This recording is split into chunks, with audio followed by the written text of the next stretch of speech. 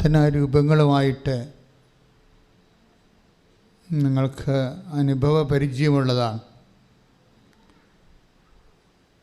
പലപ്പോഴും നമ്മളെ പരാജയപ്പെടുത്തുന്നതും ഈ പരിചയമാണ്. മറ്റ് പ്രാർത്ഥനാ രൂപങ്ങളിൽ നമ്മൾ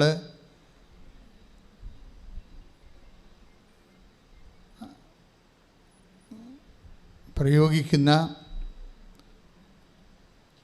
അതേ ഒരു പരിചരണം തന്നെയാണ് ഉടമ്പടിയിൽ വരുന്നെങ്കിൽ നിങ്ങൾക്ക് ഉടമ്പടിയുടെ തനത് കൃപകൾ മിസ് ചെയ്യാനുള്ള സാധ്യതയുണ്ട്. അതുകൊണ്ടാണ് എപ്പോഴും ഉടമ്പടിയിലെ അപ്ഡേഷൻസ് വരുന്നത്. നമ്മൾ പലതും പല പ്രാർത്ഥനാ രൂപങ്ങളെയും പ്രയോഗിച്ച് ചിലപ്പോൾ വേണ്ടത്ര ഫലം കിട്ടാതെ വരികയോ അല്ലെങ്കിൽ ആ പ്രാർത്ഥനാ രൂപങ്ങളുടെ അപ്പുറത്ത് നമ്മുടെ ജീവിത പ്രശ്നങ്ങൾ സങ്കീർണമാകുകയോ ചെയ്യുമ്പോഴാണ് നമ്മൾ ഉടമ്പടിയെ ആശ്രയിക്കുന്നത്. പക്ഷേ പലർക്കും ഒരു വിഷയം ഉടമ്പടിയുടെ സാക്ഷരതയുടെ ആനുപാതികമായിട്ടായിരിക്കും അതിൻ്റെ അനുഭവങ്ങൾ വരുന്നത്. ഉടമ്പടിയെക്കുറിച്ച് നമുക്കൊരു വിദ്യാഭ്യാസം വേണമല്ലോ. അത് മറ്റു പ്രാർത്ഥന രൂപങ്ങൾ നമ്മൾ എക്സിക്യൂട്ട് ചെയ്യണ പോലെ സിമ്പിളായിട്ട് ഓപ്പറേഷൻ ചെയ്യാൻ പറ്റത്തില്ല. സിമ്പിൾ ഓപ്പറേഷൻ ഒരു നൊവേന സിമ്പിൾ ഓപ്പറേഷനാണ്. നമ്മളെ സംബന്ധിച്ച് അവിടെ ഉപയോഗിക്കുന്നത് നമ്മുടെ നാക്ക്, നമ്മുടെ മനസ്സൊക്കെ ഉള്ളൂ അല്ലേ. അത് പിന്നീട് അതിൻ്റെ ഫോളോ അപ്പ് ഒന്നുമില്ല. അത് പാട്ട് അല്ലെങ്കിൽ ഒരു പ്രാർത്ഥനാ രൂപമാണ്. അതിൻ്റെ നമുക്ക് കിട്ടുന്ന റിട്ടേൺസിന് ഒരു പരിധികളുണ്ട്. കാര്യം അതൊരു സിംഗിൾ എഡ്ജ് പ്രെയറാണ്. നമ്മൾ ചെയ്യുന്ന പല പ്രാർത്ഥനകളും സിംഗിൾ എഡ്ജാണ്. നിങ്ങളാണ് അതിൻ്റെ അകത്തൊരു ഓപ്പറേറ്ററായിട്ട് വരുന്നത്. ആ പ്രെയർ ഓപ്പറേറ്റ് ചെയ്യണത് നിങ്ങളാണ്. അതിൻ്റെ എഫിക്കസി ഓഫ് ദി പ്രെയർ, അതിൻ്റെ ദൈവം കേൾക്കുക അല്ലെങ്കിൽ അതിന് വിഷയം റിസൾട്ട് ഉണ്ടാക്കുക എന്നുള്ളത് അവിടെ നിങ്ങൾക്കൊന്നും ചെയ്യാനില്ല. What can you do? Nothing. അത് ദൈവത്തിൻ്റെ പരിപാലനയ്ക്ക് വിടുന്ന വിഷയമാണ്. പക്ഷേ എന്താ പ്രശ്നം വെച്ച് കഴിഞ്ഞാൽ ഉടമ്പടി വരുമ്പോൾ അങ്ങനെയല്ല. എന്താ കാര്യം? ഉടമ്പടി മറ്റെല്ലാ പ്രാർത്ഥനയും ഒരു ഹ്യൂമൻ ഇനിഷ്യേറ്റീവായിട്ട് വന്നിട്ടുള്ള പ്രാർത്ഥനകളാണ്. ഇപ്പോൾ ജപമാല സെൻറ്റ് ഡൊമിനിക്കിലൂടെ സഭയ്ക്ക് ലഭിച്ചതാണ്. കുരിശിൻ്റെ വഴി സെൻറ്റ് ഫ്രാൻസിസ് അസീസിയിലൂടെ നമുക്ക് ലഭിച്ചതാണ്. അതുപോലെ ദിവ്യകാരുണ്യ ആരാധന ക്ലാര പുണ്യാളത്തിലൂടെ നമുക്ക് ലഭിച്ചതാണ്. അപ്പോൾ എല്ലാ കാര്യങ്ങൾക്കും ഒരു ഹ്യൂമൻ പാർട്ടിസിപ്പൻ്റ് ഉണ്ട്. അതാത് കാലത്ത് സഭ അനുഭവിച്ച ഏറ്റവും വലിയ പ്രതിസന്ധിക്കാണ് ദൈവത്തിൻ്റെ മനുഷ്യരിലൂടെ ദൈവം നമ്മളോട് സംസാരിച്ചാണത്. പക്ഷേ അതിന് ഒരു definite human participant is there. അങ്ങനെ ഒരു ഹ്യൂമൻ പാർട്ടിസിപ്പൻ്റ് ഉടമ്പടിക്കില്ല. ഉടമ്പടി ഫുൾ ആൻഡ് ഫുൾ ഡിവൈൻ ഇനിഷ്യേറ്റീവാണ്. എന്നുവെച്ചാൽ ദൈവം മുൻകൈ എടുത്തിട്ടുള്ള ഒരു പദ്ധതിയാണ്. അതാണ് ആദ്യം ഇതിനെക്കുറിച്ച് അറിയേണ്ടത്. അപ്പോൾ ദൈവം മുൻകൈ എടുത്തിട്ടുള്ള പദ്ധതി ഒന്ന്. രണ്ടാമത്തത് എന്താണ്? ഇത് വാഗ്ദാനങ്ങളിലാണ് ബേസ് ചെയ്തിരിക്കുന്നത്. മനുഷ്യന്മാരുടെ വാഗ്ദാനം എന്ന് പറയുമ്പോൾ എന്താണ്? ഈ ഫിസിക്കാലിറ്റി അല്ലെങ്കിൽ സ്പിരിച്വാലിറ്റി. മനുഷ്യന്മാർക്ക് രണ്ട് ഫാക്കൽറ്റി ഉണ്ടാവും അല്ലേ. ഒന്ന് ഫിസിക്കാലിറ്റി, ഇപ്പം നിങ്ങളുടെ വീട്, ജോലി, വിവാഹം, PR, പ്രൊമോഷൻ, അതെല്ലാം നിങ്ങളുടെ ഫിസിക്കാലിറ്റിയെ ബന്ധപ്പെട്ട രോഗസൗഖ്യം ബന്ധപ്പെട്ട കാര്യങ്ങളാണ്. ഇനി നിങ്ങളുടെ നിത്യജീവൻ എന്ന് പറയുന്നത് നിങ്ങളുടെ സ്പിരിച്വാലിറ്റിയെ ബന്ധപ്പെട്ട കാര്യങ്ങളാണ്. അപ്പോൾ രണ്ട് കാര്യങ്ങളാണ് അല്ലേ, സ്പിരിച്വൽ ആൻഡ് ഫിസിക്കലായിട്ടുള്ള. ഇതിൻ്റെ അകത്ത് ഡെഫിനിറ്റായിട്ട് എല്ലാ പ്രാർത്ഥനാ രൂപങ്ങളിലേക്കും നമ്മൾ വിളിച്ചു പറഞ്ഞ് പ്രാർത്ഥിക്കുന്നത് ഫിസിക്കാലിറ്റി പ്രാർത്ഥിക്കുന്നുണ്ട്. പക്ഷേ അതിൻ്റെ മോഡ് ഓഫ് ഓപ്പറാന്തിയെക്കുറിച്ച് ഒരു സിംഗിൾ റിസപ്ഷനിലേക്ക് നമ്മൾ ഒരു ആലപനത്തിലോ അല്ലെങ്കിൽ പ്രാർത്ഥനയിലോ ഒക്കെ ഉള്ളതാണ്. ബൈബിളിൻ്റെ ഭാഷയിൽ പറഞ്ഞാൽ ഏറ്റുപറച്ചിലാണ് അത് മെക്കാനിസം ഉള്ളത്. എന്താണ് അതിനെ ആക്ടിവേറ്റ് ചെയ്യിക്കുന്നത്? യേശു കർത്താവാണ്. റോമ 10:9 അനുസരിച്ചാണ് നമ്മൾ ചൊല്ലുന്ന പ്രാർത്ഥനയുടെ എഫിക്കസി ഇരിക്കുന്നത്. റോമ 10:9 എന്താണ്? യേശു കർത്താവാണെന്ന് പറഞ്ഞേ. യേശു കർത്താവാണെന്ന് അധരം കൊണ്ട് ഏറ്റുപറയുകയും. അധരം കൊണ്ട് ഏറ്റുപറയുന്നതാണ് ചൊല്ലണ പ്രാർത്ഥന എന്ന് പറയുന്നത് അല്ലേ. എല്ലാ പ്രാർത്ഥനകളും എഫിക്കസി ആകണത് ആ പ്രാർത്ഥനകളെല്ലാം ഒരു വാട്ടർമാർക്ക് ഉണ്ടാകണം. എന്താണത് വാട്ടർമാർക്ക്? എന്താണ്? എന്തെങ്കിലും വാട്ടർമാർക്ക് ആയാൽ പറ്റത്തില്ലേ? യേശു കർത്താവാണെന്നുള്ള അത് അതിൻ്റെ എന്താ അണ്ടർലൈൻ, അതായത് നമുക്ക് നട്ടലിലൂടെ സ്പൈൻ പോണ പോലെ തന്നെ നമ്മളുടെ പ്രാർത്ഥനയുടെ ഉള്ളിലൂടെ യേശു കർത്താവാണെന്നുള്ള ആ വിശ്വാസത്യം സഞ്ചരിക്കണം. യേശു കർത്താവാണെന്നുള്ള വിശ്വാസത്യം സഞ്ചരിക്കാത്ത പ്രാർത്ഥനയ്ക്ക് ഫേക്ക് പ്രെയറാണ്. ഫേക്ക് പ്രെയറാണ് എന്ന് വെച്ച് കഴിഞ്ഞാൽ അത് സുവിശേഷ വിഹിതമോ അല്ലെങ്കിൽ സഭാത്മകമോ അല്ല. കാര്യം സഭയുടെ വിശ്വാസം എന്താണ്? യേശു കർത്താവാണ്. അത് ഫസ്റ്റ് ഓപ്പറേഷൻ ആയുള്ളൂ. ഈ ചൊല്ലണ പ്രാർത്ഥനകൾക്കെല്ലാം ഈ എന്തുകൊണ്ടാണ് ഉടമ്പടി മറ്റ് പ്രാർത്ഥനകളും തമ്മിൽ വ്യത്യാസപ്പെട്ടിരിക്കണമെന്ന് വെച്ച് കഴിഞ്ഞാൽ, ഉടമ്പടി സാധാരണ പ്രാർത്ഥനയിലെല്ലാം വരണത് യേശു കർത്താവാണെന്നുള്ള ആ വാട്ടർ മാർക്കോട് കൂടി നമ്മൾ അതിനെ നമ്മുടെ ശബ്ദം കൊണ്ട് അല്ലെങ്കിൽ നാക്ക് കൊണ്ട് ഓപ്പറേറ്റ് ചെയ്യുകയാണ്. ഇതിൻ്റെ എഫിക്കസി റിസൾട്ട് എന്ന് പറയുന്നത് സാധാരണഗതിയിലുള്ള കാര്യങ്ങളൊക്കെ ഇത് വർക്കൗട്ട് ചെയ്യാം. ഒരു മനുഷ്യനുണ്ടാകുന്ന ഒരു ലെവൽ 1 വരുന്ന വിഷയങ്ങളെല്ലാം അത് കൈകാര്യം ചെയ്യും. പിന്നെ ടൈം അതിൻ്റെ അകത്ത് ഒന്നും ചെയ്യാൻ പറ്റത്തില്ല. ടൈമിൻ്റെ കാര്യത്തിൽ അത് സമയമാണല്ലോ ഇതിനകത്ത് വില്ലനായിട്ട് പ്രവർത്തിക്കുന്നത് ഇല്ലേ. അതേപോലെ ഈ ടൈമിനെ കൺട്രോൾ ചെയ്യാനുള്ള എലിമെൻ്റ് എന്താ പ്രെയറിലുള്ളത്? ഒന്നുമില്ല. ഇപ്പം നിങ്ങൾ പറയുന്ന ഇൻടേക്ക് സെപ്റ്റംബറിലെ ഇൻടേക്ക് എനിക്ക് കയറി പോകാൻ പറ്റിയില്ല. ഇനി ഏജൻറ്റ് പറയണ ഇനി കുഴപ്പമില്ല, യൂണിവേഴ്സിറ്റിയിൽ നിന്ന് ഒരു CS കിട്ടും, നിങ്ങൾക്ക് വേണമെങ്കിൽ ജനുവരി കയറി പോകാം, വേണമെങ്കിൽ ചിലപ്പോൾ പറ്റിയേക്കും. അങ്ങനെയൊക്കെ ഹൈപ്പോത്തറ്റിക്കലായിട്ടാണ് പറയണതേ. ഇല്ല, ഡെഫിനറ്റ് പറയണില്ലല്ലോ. അവിടെ ടൈമാണ്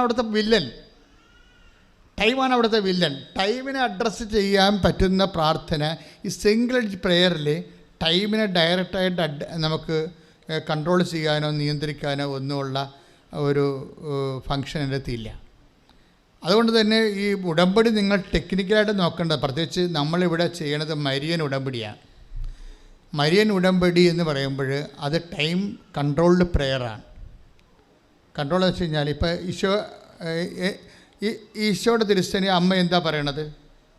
എൻ്റെ സമയം ഇനിയും സമയമല്ലേ അവിടുത്തെ പ്രശ്നം അല്ലേ? എൻ്റെ സമയം ഇനിയും സമാഗതമായിട്ടില്ല. അപ്പോൾ ആ കാനായിലെ കുടുംബത്തിന് ഭൗതികമായ ഒരാവശ്യം നടക്കാനോ നടക്കാതിരിക്കാനോ സാധ്യതയുണ്ട്. ചിലപ്പോൾ നടന്നേക്കും, ചിലപ്പോൾ ആവശ്യത്തിന് ഉപകരിക്കത്തില്ല. കല്യാണം കഴിഞ്ഞാൽ പിന്നെ വീഞ്ഞിൻ്റെ ആവശ്യമില്ലല്ലോ. മനസ്സിലായോ? ടൈം അവിടെ പ്രാധാന്യം ആകണം. അതുകൊണ്ടാണ് ഓരോ കാര്യങ്ങൾ അതിൻ്റെ ടൈമിൽ നടക്കണം. അപ്പോൾ ഈ ടൈമിനെ കൺട്രോൾ ചെയ്തുകൊണ്ടാണ് അമ്മ ഈ വിഷയം പറയണത്. എന്താണ്? അവൻ പറയണത് പോലെ ചെയ്യുക. മനസ്സിലായി? ചൊല്ലുകയല്ല. അത് എപ്പോഴും കൃത്യമായിട്ട് മനസ്സിലാക്കണം. അതായത് ടെക്നിക്കായിട്ട് ഇത് പഠിച്ച് ആക്ടിവേറ്റ് ചെയ്യുമ്പോഴാണ് ഇതിൻ്റെ ഫുൾ റിസൾട്ട് വരണത്. അതായത് ഇപ്പോൾ ഉദാഹരണത്തിന് നിങ്ങൾ കാര്യങ്ങളൊക്കെ അറിയാമായിരിക്കും. അച്ഛൻ പറയുന്ന കാരണം കാര്യങ്ങളറിയാം, പക്ഷെ കാര്യങ്ങൾ അറിഞ്ഞിട്ട് കാര്യമില്ല. അത് എക്സിക്യൂഷൻ ലെവലിൽ അതിൻ്റെ പ്രയോഗപരതയിലേക്ക് കൊണ്ടുവരണം. എന്താണെന്ന് വെച്ച് കഴിഞ്ഞാൽ കാര്യങ്ങൾ അറിയാമെന്ന് വെച്ച് കഴിഞ്ഞാൽ, ഇപ്പോൾ കഴിഞ്ഞ ദിവസം നെവിൻ ജോസഫ്, അങ്ങനെ അതൊരു മോഡൽ സാക്ഷ്യമാണ്. നെവിൻ ജോസഫ് കക്കനാടുള്ള ആളാണ്. നെവിൻ ജോസഫ് അയാളുടെ ഒരു സാക്ഷ്യമാണ് മോഡലായിട്ട് വന്നിരിക്കുന്നത് ഈ ആഴ്ചയിൽ. അയാളുടെ ബൈ പ്രൊഫഷൻ മനുഷ്യൻ ഒരു കമ്പ്യൂട്ടർ സയൻറ്റിസ്റ്റാണ്, IT സയൻറ്റിസ്റ്റാണ്. IT സയൻറ്റിസ്റ്റ് എന്ന് പറയുമ്പോൾ IT മേഖലയിൽ മാസ്റ്റർ ഡിഗ്രി കഴിഞ്ഞിട്ട് പിന്നീട് അദ്ദേഹം ഒരു അമേരിക്കൻ ബാങ്കിൻ്റെ സെക്യൂരിറ്റി സോഫ്റ്റ്വെയർ സിസ്റ്റത്തിൽ വർക്ക് ചെയ്യുന്ന ആളാണ്. അപ്പോൾ സെക്യൂരിറ്റി സോഫ്റ്റ്വെയർ സിസ്റ്റത്തിൻ്റെ അവസ്ഥ അറിയാമല്ലോ. അതിന് സോഫ്റ്റ്വെയർ എപ്പോഴും അപ്ഡേറ്റ് ചെയ്തുകൊണ്ടിരിക്കും അവർ. കാര്യം സെക്യൂരിറ്റി പ്രോബ്ലമാണ്. ഈ ഹാക്കേഴ്സ് ഉണ്ടല്ല, ബാങ്കിലൊക്കെ ഹാക്കേഴ്സ് കയറിയാനുള്ള അവസ്ഥ എന്തായിരിക്കും? ആ ബാങ്ക് പൂട്ടേണ്ടി വരും. അതിന് അവരെന്നാ ചെയ്യും? അവരെപ്പോഴും ഇതിന് അപ്ഡേറ്റ് ചെയ്തുകൊണ്ടിരിക്കും. അതിനെന്ത് ചെയ്യും? ഒരു റിസർച്ച് വിങ് എപ്പോഴും ഉണ്ടാകും IT മേഖലയിൽ. പുതിയ സോഫ്റ്റ്വെയർ, ഇപ്പോൾ നമ്മൾ വാട്സപ്പൊക്കെ നോക്കുമ്പോൾ എൻഡ് ടു എൻഡ് എൻക്രിപ്റ്റ് എന്നൊക്കെ പറയത്തില്ലേ, അല്ലേ? പക്ഷേ അങ്ങനെ പറഞ്ഞാലും പോലീസ് ഡീകോഡ് ചെയ്യുന്നുണ്ടത്. നിങ്ങളൊരു പ്രതിയാണ്, നിങ്ങളെ പിടിച്ചെടുത്ത് കഴിഞ്ഞാൽ നിങ്ങളുടെ വാട്സപ്പ് അപ്പം ഡീകോഡ് ചെയ്തിരിക്കും. അതാണ് വിഷയം. അപ്പോൾ അതുപോലെ തന്നെ ഒരു സിസ്റ്റമാണ് ബാങ്കിൻ്റെ സെക്യൂരിറ്റി സിസ്റ്റം. ഇവിടെയാണ് ഇദ്ദേഹത്തിന് ജോലി. പക്ഷേ ബാങ്ക് സോഫ്റ്റ്വെയർ അപ്ഡേറ്റ് ചെയ്ത് അത് കോംപ്ലിക്കേറ്റഡ് ആയിപ്പോയി ഭയങ്കര. നമുക്കറിയാം, കോർപ്പറേറ്റ് കമ്പനികൾ അല്ലെങ്കിൽ പ്രോജക്റ്റ് ആയിട്ട് നമ്മൾ ജോലി ചെയ്യും. ഇപ്പം നമുക്കിവിടെയൊക്കെ സർക്കാർ സർവീസിൽ കയറിയ 58 വയസ്സ് വരെയൊക്കെ നമുക്ക് വർക്ക് ചെയ്യാമല്ലോ. ഇപ്പോൾ യൂറോപ്യനിലെ കൺട്രീസിൽ പലപ്പോഴും വരുന്നത് പ്രോജക്റ്റ് വർക്കല്ലേ. 5 കൊല്ലത്തേക്ക് എഗ്രിമെൻറ്റ് പ്രകാരം വർക്ക് ചെയ്യുന്നു. പിന്നെ ഏജ് ഓവറായി കഴിഞ്ഞാൽ നിങ്ങളെ മാക്സിമം അവർ മാറ്റാൻ നോക്കും. അവർ ഏജ് ഓവറായിട്ട് ആൾക്കാരെ ഡിസ്മിസ് ചെയ്യുന്നതിന് പകരമാണ് അവർ പരീക്ഷ വെക്കണത്. എപ്പോഴും ടെസ്റ്റ് എന്ന് പറയത്തില്ല. 5 കൊല്ലം കൂടുമ്പോൾ ടെസ്റ്റ്. ആ ടെസ്റ്റിന് നമ്മൾ കയറി പറ്റില്ല എന്നുണ്ടെങ്കിൽ നമ്മൾ ഔട്ടാണ്. കാര്യം എഗ്രിമെൻറ്റ് കഴിഞ്ഞു. ദാറ്റ് മീൻസ് നമ്മുടെ കുഞ്ഞുങ്ങളെല്ലാം വെള്ളത്തിലാവും. കുഞ്ഞുങ്ങൾ പഠിക്കണമെങ്കിൽ അവരുടെ പഠനം വെള്ളത്തിലാവും. അപ്പോൾ കൊച്ചു കാര്യമല്ല, ചെറിയ കാര്യമല്ല. ജോലി പോയാൽ പിന്നീട് വേറൊരു സ്ഥലത്ത് ജോലി കിട്ടണമെങ്കിൽ ഇവിടെ എന്താ ജോലി പോയെന്ന് പറയേണ്ടി വരും. അപ്പോൾ സ്വാഭാവികമായി അത് നെഗറ്റീവായിരിക്കും, പോസിറ്റീവ് ഒരിക്കലും പറയത്തില്ല. എനിക്ക് സൗകര്യം ഇല്ലാത്ത കൊണ്ട് ഇട്ടോട്ട് പോകുന്നു പറഞ്ഞാലും നെഗറ്റീവ് അല്ലേ? അതാണ് സംഭവം. അവിടുന്ന് തല ഊരി പോകുന്ന അവരെ ഡിസ്മിസ് ചെയ്താലും സസ്പെൻഡ് ചെയ്താലും അവരിപ്പോൾ ജോലിയില്ല, പ്രോജക്റ്റ് തീർന്നു പറഞ്ഞാലും എല്ലാം ഡിസ്മിസിൻ്റെ ഫലമാണ്. അപ്പോൾ ഈ ചെറിയ കാര്യമല്ല ഈ വിഷയം, ഭയങ്കര സീരിയസ് ആണ്. ലൈഫ് ത്രെട്ടണിങ് ആയിട്ടുള്ള വിഷയമാണത്. ഈ മനുഷ്യന് ആ ജോലി നഷ്ടപ്പെട്ടിട്ട് രണ്ടാമത് അപ്ഡേറ്റ് ചെയ്യാൻ പറഞ്ഞിരിക്കുകയാണ്. അപ്ഡേറ്റ് ചെയ്യണമെങ്കിൽ പുള്ളിക്കാരൻ വന്ന് ഉടമ്പടി ചെയ്യും. അതാണ് രസം. അപ്ഡേറ്റ് ചെയ്യണമെങ്കിൽ അദ്ദേഹത്തിന് അറിയാം ഇത് റിസ്കി ഫാക്ടറാണ്, രക്ഷപ്പെടാനുള്ള സാധ്യത വല്ലതും 10-40% അതുകൊണ്ട് ദൈവം കൂടെ ഇല്ലെങ്കിൽ കുഞ്ഞുങ്ങളെ പട്ടിണിയാകും. അതൊക്കെ പുള്ളിക്കറിയാം. ഹിസ് ഒരു ബേസിക് കാത്തലിക്കാണ് അയാൾ. പക്ഷേ ഉടമ്പടി ചെയ്തിട്ടും അദ്ദേഹത്തിൻ്റെ സാക്ഷ്യം ഞാൻ കേട്ടപ്പോൾ എനിക്ക് അങ്ങനെ തോന്നിയത്, അയാൾ തോറ്റുപോയി പരീക്ഷയ്ക്ക്. അത് നിങ്ങൾ ശ്രദ്ധിക്കണം. That is my point. ഒത്തിരിയേറെ കാര്യങ്ങൾ എന്നാൽ വളരെ ഉടമ്പടി നിങ്ങൾ ഇപ്പോൾ കേൾക്കുന്ന പോലെ തന്നെ സിസ്റ്റമാറ്റിക്കായിട്ട് പഠിച്ച് അത് പ്രയോഗത്തിൽ വരുത്തുന്ന ആളാണ്. പക്ഷേ ഉടമ്പടി ഇയാൾ ചെയ്തിട്ടും ഉടമ്പടിയുടെ കാര്യങ്ങളെല്ലാം ഭംഗിയായിട്ട് ആൾ നിർവഹിക്കുന്നുണ്ട്. ചൊല്ലുന്ന സംഭവം ഇതിൻ്റെ 20% ഉള്ളത് പുള്ളിക്കറിയാം. ബാക്കി 80% ചെയ്യുന്ന കാര്യങ്ങളാണെന്നറിയാം. ഇതൊക്കെ ഇങ്ങനെ അറിഞ്ഞിട്ടും പുള്ളി പരീക്ഷയ്ക്ക് തോറ്റുപോയി. പരീക്ഷയ്ക്ക് തോറ്റുപോയെന്ന് വെച്ചാൽ നമ്മൾ 8ാം ക്ലാസ്സിനും 10ാം ക്ലാസ്സിനും തോക്കണ പോലെ അല്ല പരിപാടിയല്ലേ ഇത്. ജീവിതം പോവുകയാണ് അങ്ങോട്ട്. ഇനി വേറെ കൺട്രി പോകേണ്ടി വരും. അപ്പോൾ ഇത്രയും സ്കെയിലുണ്ടായാലോ സാലറിയുടെ എല്ലാം അങ്ങോട്ട് തിരികെയാണ്, എല്ലാം പൊളിച്ച് അയക്കുന്ന ഒരു അവസ്ഥയാണ്. അപ്പോൾ ഈ മനുഷ്യൻ കടന്നു പോകുന്ന ഓരോ ജീവിതത്തിൻ്റെ ഓരോ ടെൻഷൻ ജംഗ്ഷൻ ഇങ്ങനെയൊക്കെ ഉള്ളൊരവസ്ഥയാണ് വരുന്നത്. അപ്പോൾ അദ്ദേഹം ആ സാക്ഷ്യത്തെ പറയണ ഒരു കാര്യമുണ്ട്, ഞാൻ തോറ്റു പരീക്ഷയ്ക്ക്. എന്നുവെച്ചാൽ എൻ്റെ കുഞ്ഞുങ്ങൾ ഇനി വെള്ളത്തിലാവും, എൻ്റെ ലൈഫിന് സ്പോയിൽഡാവും. പക്ഷെ ഞാൻ പരീക്ഷയ്ക്ക് ഈ ബാങ്കിൻ്റെ പരീക്ഷയ്ക്ക് തോറ്റു, പക്ഷെ ഞാൻ എൻകറേജ്ഡ് ആയെന്ന്. അതാണ് ആ സാക്ഷ്യം. കാര്യം അയാൾ നല്ല master degree above level graduation ഉള്ള കാരണം ഉടമ്പടിയെക്കുറിച്ച് കൃത്യമായിട്ട് പുള്ളിക്ക് അറിയാം. പുള്ളിക്കാരൻ ഞാൻ തോറ്റു, പക്ഷെ ഞാൻ എൻകറേജ്ഡ് ആയി. എന്ന് വെച്ച് കഴിഞ്ഞാൽ ഞാൻ പരീക്ഷയ്ക്ക് തോക്കുമ്പോൾ സ്വാഭാവികം നമുക്ക് എന്താ വരേണ്ടത്? ബോധക്കേടല്ലേ വരേണ്ടത്, അല്ലേ? എന്തെങ്കിലും കാര്യം ഇപ്പോൾ ബാങ്ക് ലോൺ തന്നില്ല, ബോധക്കേടായി. അല്ലെങ്കിൽ നമുക്ക് മകൾക്ക് കല്യാണത്തിന് വെച്ചിരുന്ന പണം അല്ല കല്യാണത്തിന് നമുക്ക് തരാമെന്ന് പറഞ്ഞ ആൾ മനസ്സമ്മതത്തിൻ്റെ തലേദിവസം വെച്ച് പറയുകയാണ്, നിങ്ങൾ വേറെ എവിടെയെങ്കിലും അന്വേഷിക്കുക, ഞാൻ കല്യാണം കഴിഞ്ഞ് സംഘടിപ്പിച്ച് തരാം, എൻ്റെ പൈസ ആയില്ലെന്ന് പറഞ്ഞാൽ നമ്മൾ ബോധം കെട്ട് വീഴും, ഇല്ലേ?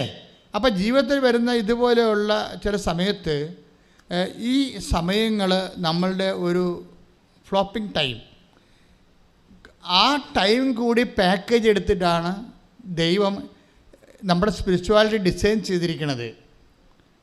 മനസ്സിലായില്ല? നമ്മൾക്കൊരു പരാജയം ഉണ്ടായാൽ, ഒരു അലാം സിറ്റുവേഷൻ ഉണ്ടായാൽ, അലാം സിറ്റുവേഷനിൽ കൂടി ആ സാഹചര്യത്തിൽ കൂടി നമ്മളിങ്ങനെ പൊതിഞ്ഞ് പിടിക്കാൻ പറ്റിയ പാക്കേജുകളോടും ഫോർമുല ഉപയോഗിച്ചിട്ടാണ് ദൈവം നമ്മുടെ സ്പിരിച്വാലിറ്റി ഡിസൈൻ ചെയ്തിരിക്കുന്നത്. നമുക്ക് പിന്നെ അത് ആവശ്യമില്ലാത്തത് കൊണ്ട് ഇപ്പോൾ ഐഫോൺ മേടിക്കുന്ന ആൾക്കാർ ചിലർ അങ്ങോട്ട് വിളിക്കും, എനിക്കെന്തിനാണ് ഐഫോൺ, അങ്ങോട്ട് വിളിക്കണം ഇങ്ങോട്ട് കേൾക്കണം, വരുന്ന ഫോൺ എടുക്കണം, അത്രയേ ഉള്ളൂ പറയാം. അപ്പോൾ ആൾക്കാർ ചോദിക്കണം അതാണ്, എനിക്കെന്തിനാണ് ഐഫോൺ, അങ്ങോട്ട് അതിൻ്റെ അകത്ത് ഓപ്ഷൻസ് ഒത്തിരി ഉണ്ടാകുമല്ലോ, അതെനിക്ക് ആവശ്യമില്ല, എനിക്കെന്താ എൻ്റെ മകളെ വിളിക്കണം, അത്രയേ ഉള്ളൂ, അല്ലെങ്കിൽ അവൾ വിളിക്കുമ്പോൾ എടുക്കണം, അത്രയേ ഉള്ളൂ. ഈ പ്രേയറിലും ഇതാണ് നിങ്ങൾ ഉപയോഗിക്കുന്ന ഒരു സംഭവം.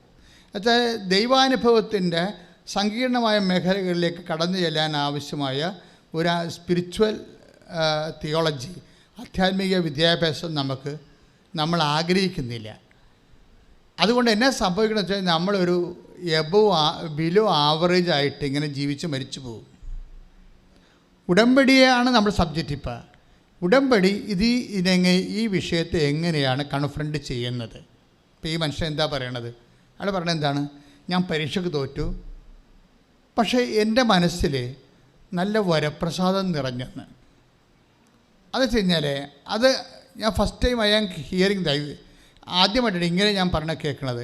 ഞാൻ പരീക്ഷയ്ക്ക് തോറ്റു, ഞാൻ വേർത്ത് ബോധം കെട്ട് വീണെന്നൊക്കെയാണ് ആൾക്കാർ പറയണത്. അങ്ങനെയല്ല, ഞാൻ പരീക്ഷയ്ക്ക് തോറ്റു, അപ്പോൾ അയാളുടെ ലൈഫ് സ്പോയിലായിരിക്കും, പക്ഷേ എനിക്ക് ആ തോൽവി ഫീൽ ചെയ്യുന്നില്ല, ഞാൻ എൻക്രീസ്ഡായി, വരപ്രസാദം നിറഞ്ഞെന്നാണ് പറയണത്. അങ്ങനെ ഒരു മനുഷ്യൻ പറയണമെന്നുണ്ടെങ്കിൽ നിങ്ങളെ ശ്രദ്ധിക്കേണ്ടി വരും. എന്താ കാര്യം വെച്ച് കഴിഞ്ഞാൽ ദൈവത്തിൻ്റെ ഭാഗത്ത് നമുക്ക് ലഭിക്കുന്ന രണ്ട് കാര്യങ്ങളുണ്ട്. ബ്ലെസ്സിങ് ഉണ്ട്, അനോയിൻറ്റിങ് ഉണ്ട്. പിടികിട്ടിയ രണ്ട് കാര്യങ്ങളാണ് ദൈവത്തിൻ്റെ ഭാഗത്ത് നമുക്ക് ലഭിക്കുന്നത്. ഒന്ന് ബ്ലെസ്സിങ് മീൻസ് ഫിസിക്കൽ ഫേവേഴ്സാണ് ബ്ലെസ്സിങ് എന്ന് പറയണത്. കാര്യം ബ്ലെസ്സിങ് വെച്ചിരിക്കുന്നത് നമ്മുടെ ഫിസിക്കാലിറ്റി മെയിൻറ്റെയിൻ ചെയ്യാൻ വേണ്ടിയാണ്, ഇല്ലേ? ഫിസിക്കാലിറ്റി മെയിൻറ്റെയിൻ ചെയ്യാൻ വേണ്ടിയാണ് ബ്ലെസ്സിങ്സ് വെച്ചിരിക്കുന്നത്. ആ ബ്ലെസ്സിങ്സ് നമ്മൾ ഇപ്പം തന്നെ കഴിഞ്ഞ ദിവസം സാക്ഷ്യം എന്താണ്? അച്ഛൻ എൻ്റെ വയറിൽ തൊട്ട് വിശ്വാസ പ്രമാണം ചൊല്ലി, പിന്നീട് ഞാൻ സ്കാൻ ചെയ്തപ്പോൾ എൻ്റെ സിസ്റ്റ് കാണാനില്ലെന്നാണ് സംഭവം. അതാണത്. എന്താ സംഭവിച്ചു കഴിഞ്ഞാൽ അതൊരു സാക്ഷ്യം കേട്ടിട്ട് ഞാനിപ്പം ഉദാഹരണം നിങ്ങൾക്ക് മനസ്സിലാക്കാൻ വേണ്ടി ഞാൻ പറയണതാണ്. ഞാൻ അധികം ആവശ്യമില്ലാത്ത സ്വരവും ബഹളം കാണിക്കാത്ത കാര്യം, ഇത് വളരെ സൂക്ഷ്മതയോടെ നിരീക്ഷിച്ച് ശാന്തമായിട്ട് മനസ്സിലാക്കേണ്ട കുറച്ച് സത്യങ്ങളുണ്ട്. ഇതറിഞ്ഞാൽ മാത്രമേ നിങ്ങൾക്കിത് നല്ല ശരിക്കും നിങ്ങൾക്കിതിൻ്റെ അകത്ത് ഏണിങ്സ് ഉണ്ടാക്കാൻ പറ്റും. പവർ രണ്ടും ആണ് ദൈവത്തിൽ നമുക്ക് കിട്ടുന്നത്. ദൈവത്തെ ഇപ്പം പിതാവ് പുത്രൻ പരിശുദ്ധാത്മാവ് എടുത്താലും ത്രിത്വിക ദൈവം എടുത്താലും ദൈവം ബേസിക്കലി എന്താണ്? ഇറ്റ്സ് എ പേഴ്സൺ, വ്യക്തിയാണ്. അതാണ് ദൈവത്തിൻ്റെ ജ്ഞാനവും ദൈവത്തിൻ്റെ ശക്തിയുമായ യേശു ക്രിസ്തു. ഒന്ന് പറഞ്ഞേ. ദൈവത്തിൻ്റെ ജ്ഞാനവും ദൈവത്തിൻ്റെ ശക്തിയുമായ യേശു ക്രിസ്തു. അപ്പോഴേ ഒരേ സമയം തന്നെ രണ്ട് ഫാക്കൽറ്റിയാണ്. ബുദ്ധിയുണ്ട്, അതേസമയം തന്നെ ശക്തിയുമുണ്ട്, തിയറിയുമുണ്ട്, പ്രാക്ടിക്കലുമുണ്ട്. ദൈവത്തിൽ എല്ലാമുണ്ട്. ഇപ്പം ദൈവത്തിൻ്റെ ഇപ്പോൾ 1 കൊറിന്ത്യൻസ് 1:24 അത് എപ്പോഴും ഉടമ്പടിയുടെ ബേസിക് വാചനമാണത്. 1 കൊറിന്ത്യൻസ് 1:24 എന്താണ്? എന്ന് പറഞ്ഞാൽ ദൈവത്തിൻ്റെ ജ്ഞാനവും ദൈവത്തിൻ്റെ ശക്തിയുമായ യേശു ക്രിസ്തു. അതെന്താ സംഭവിച്ചു കഴിഞ്ഞാൽ അത് യേശുക്രിസ്തുവിനെ കുറിച്ച് പറയുമ്പോഴും രണ്ട് കാര്യം പറയും. ഒന്ന് പേഴ്സൺ ആൻഡ് പവർ ആണെന്ന് പറയും. അത് തന്നെയാണ് പരിശുദ്ധാത്മാവിനെ കുറിച്ചും പറയണത്, ഇല്ലേ? പരിശുദ്ധാത്മാവിനെക്കുറിച്ച് എന്താ പറയണത്? പരിശുദ്ധാത്മാവ് ഒരു വ്യക്തിയാണ്. എന്നുവെച്ചാൽ വ്യക്തിയാണെന്ന് പറയാൻ കാരണം വെച്ചാൽ പരിശുദ്ധാത്മാവിനെ ദുഃഖിപ്പിക്കരുത്, അല്ലേ? അങ്ങനെ വചനമില്ലേ? എഫെസ്യസ് 4:30 നിങ്ങൾ ഒന്ന് പറഞ്ഞ പരിശുദ്ധാത്മാവിനെ ദുഃഖിപ്പിക്കരുത്.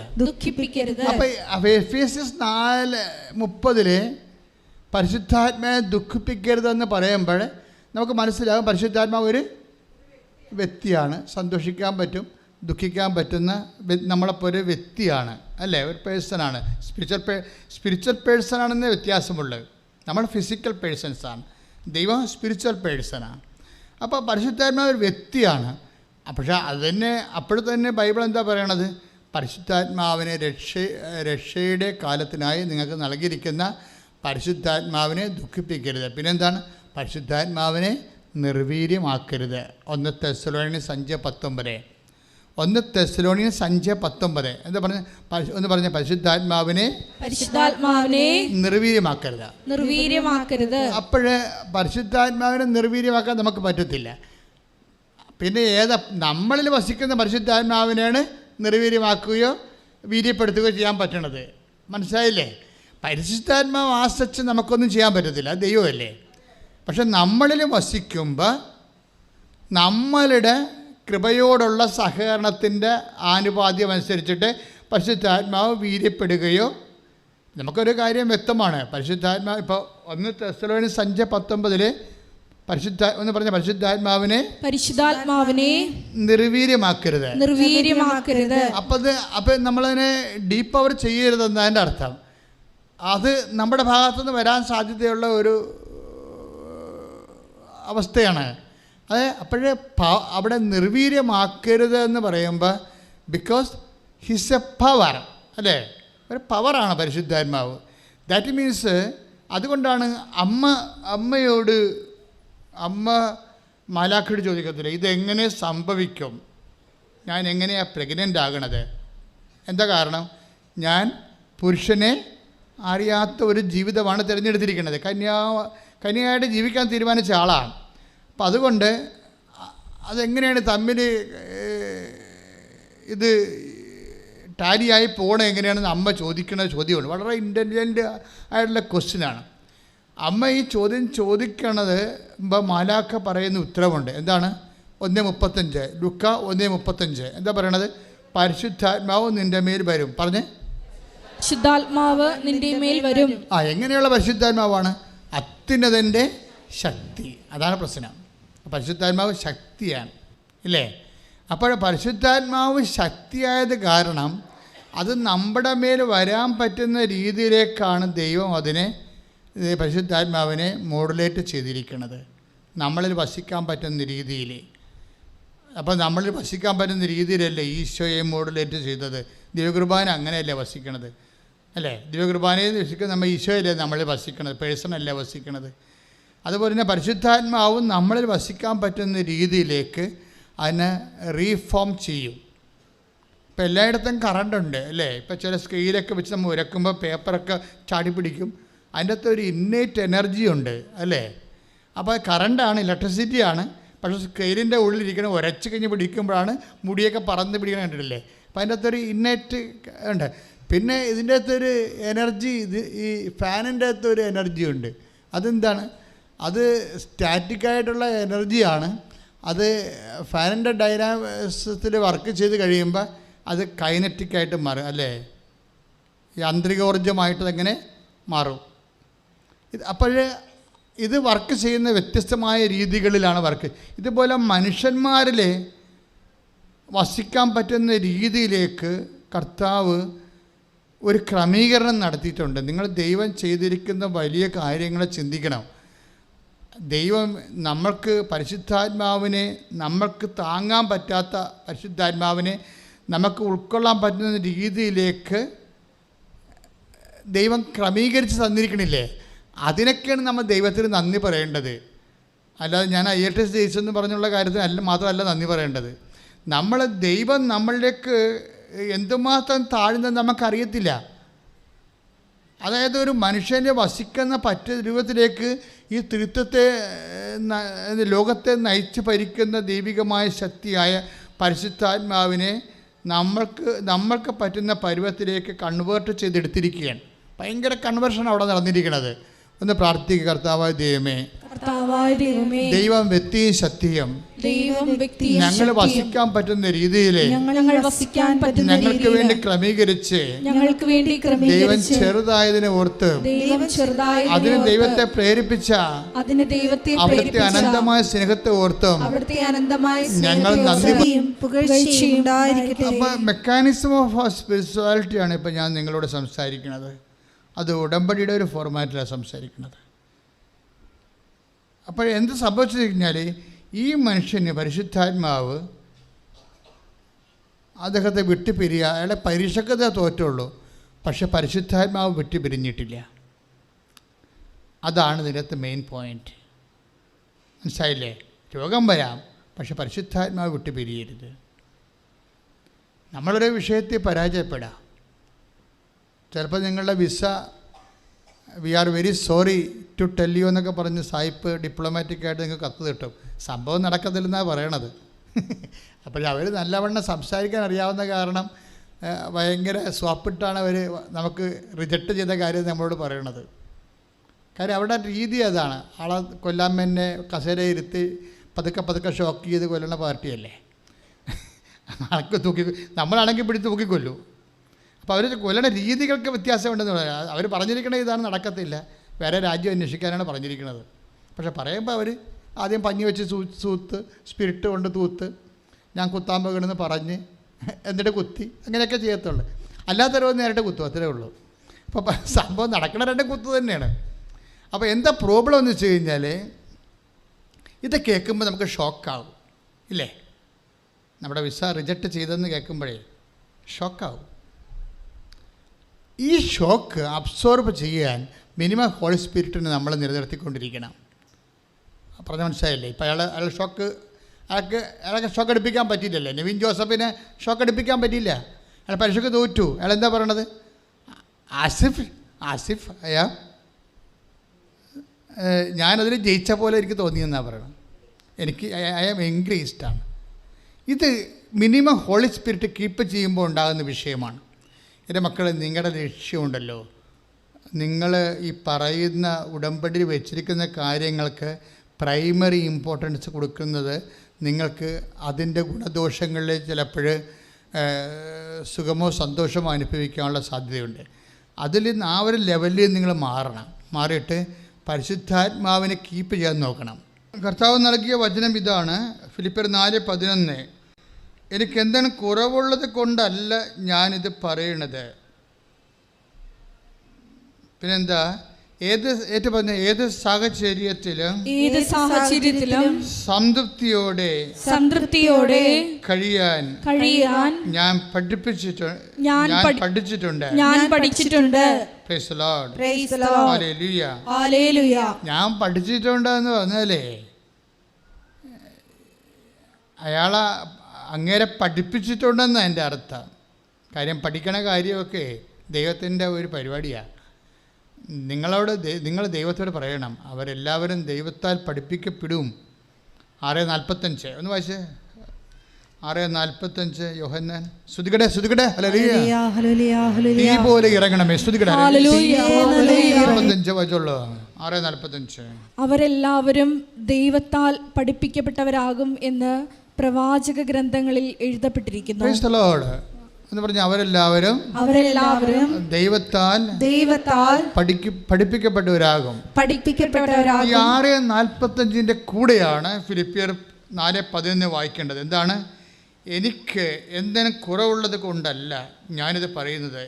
കാരണം ഏത് സാഹചര്യത്തിലും സംതൃപ്തിയോടെ കഴിയാൻ ഞാൻ പഠിച്ചിട്ടുണ്ട്. That means അങ്ങേരെ ദൈവം പഠിപ്പിച്ചിട്ടുണ്ട് എന്നാ പറയണ. കൈയിടിച്ച് കർത്താവിനെ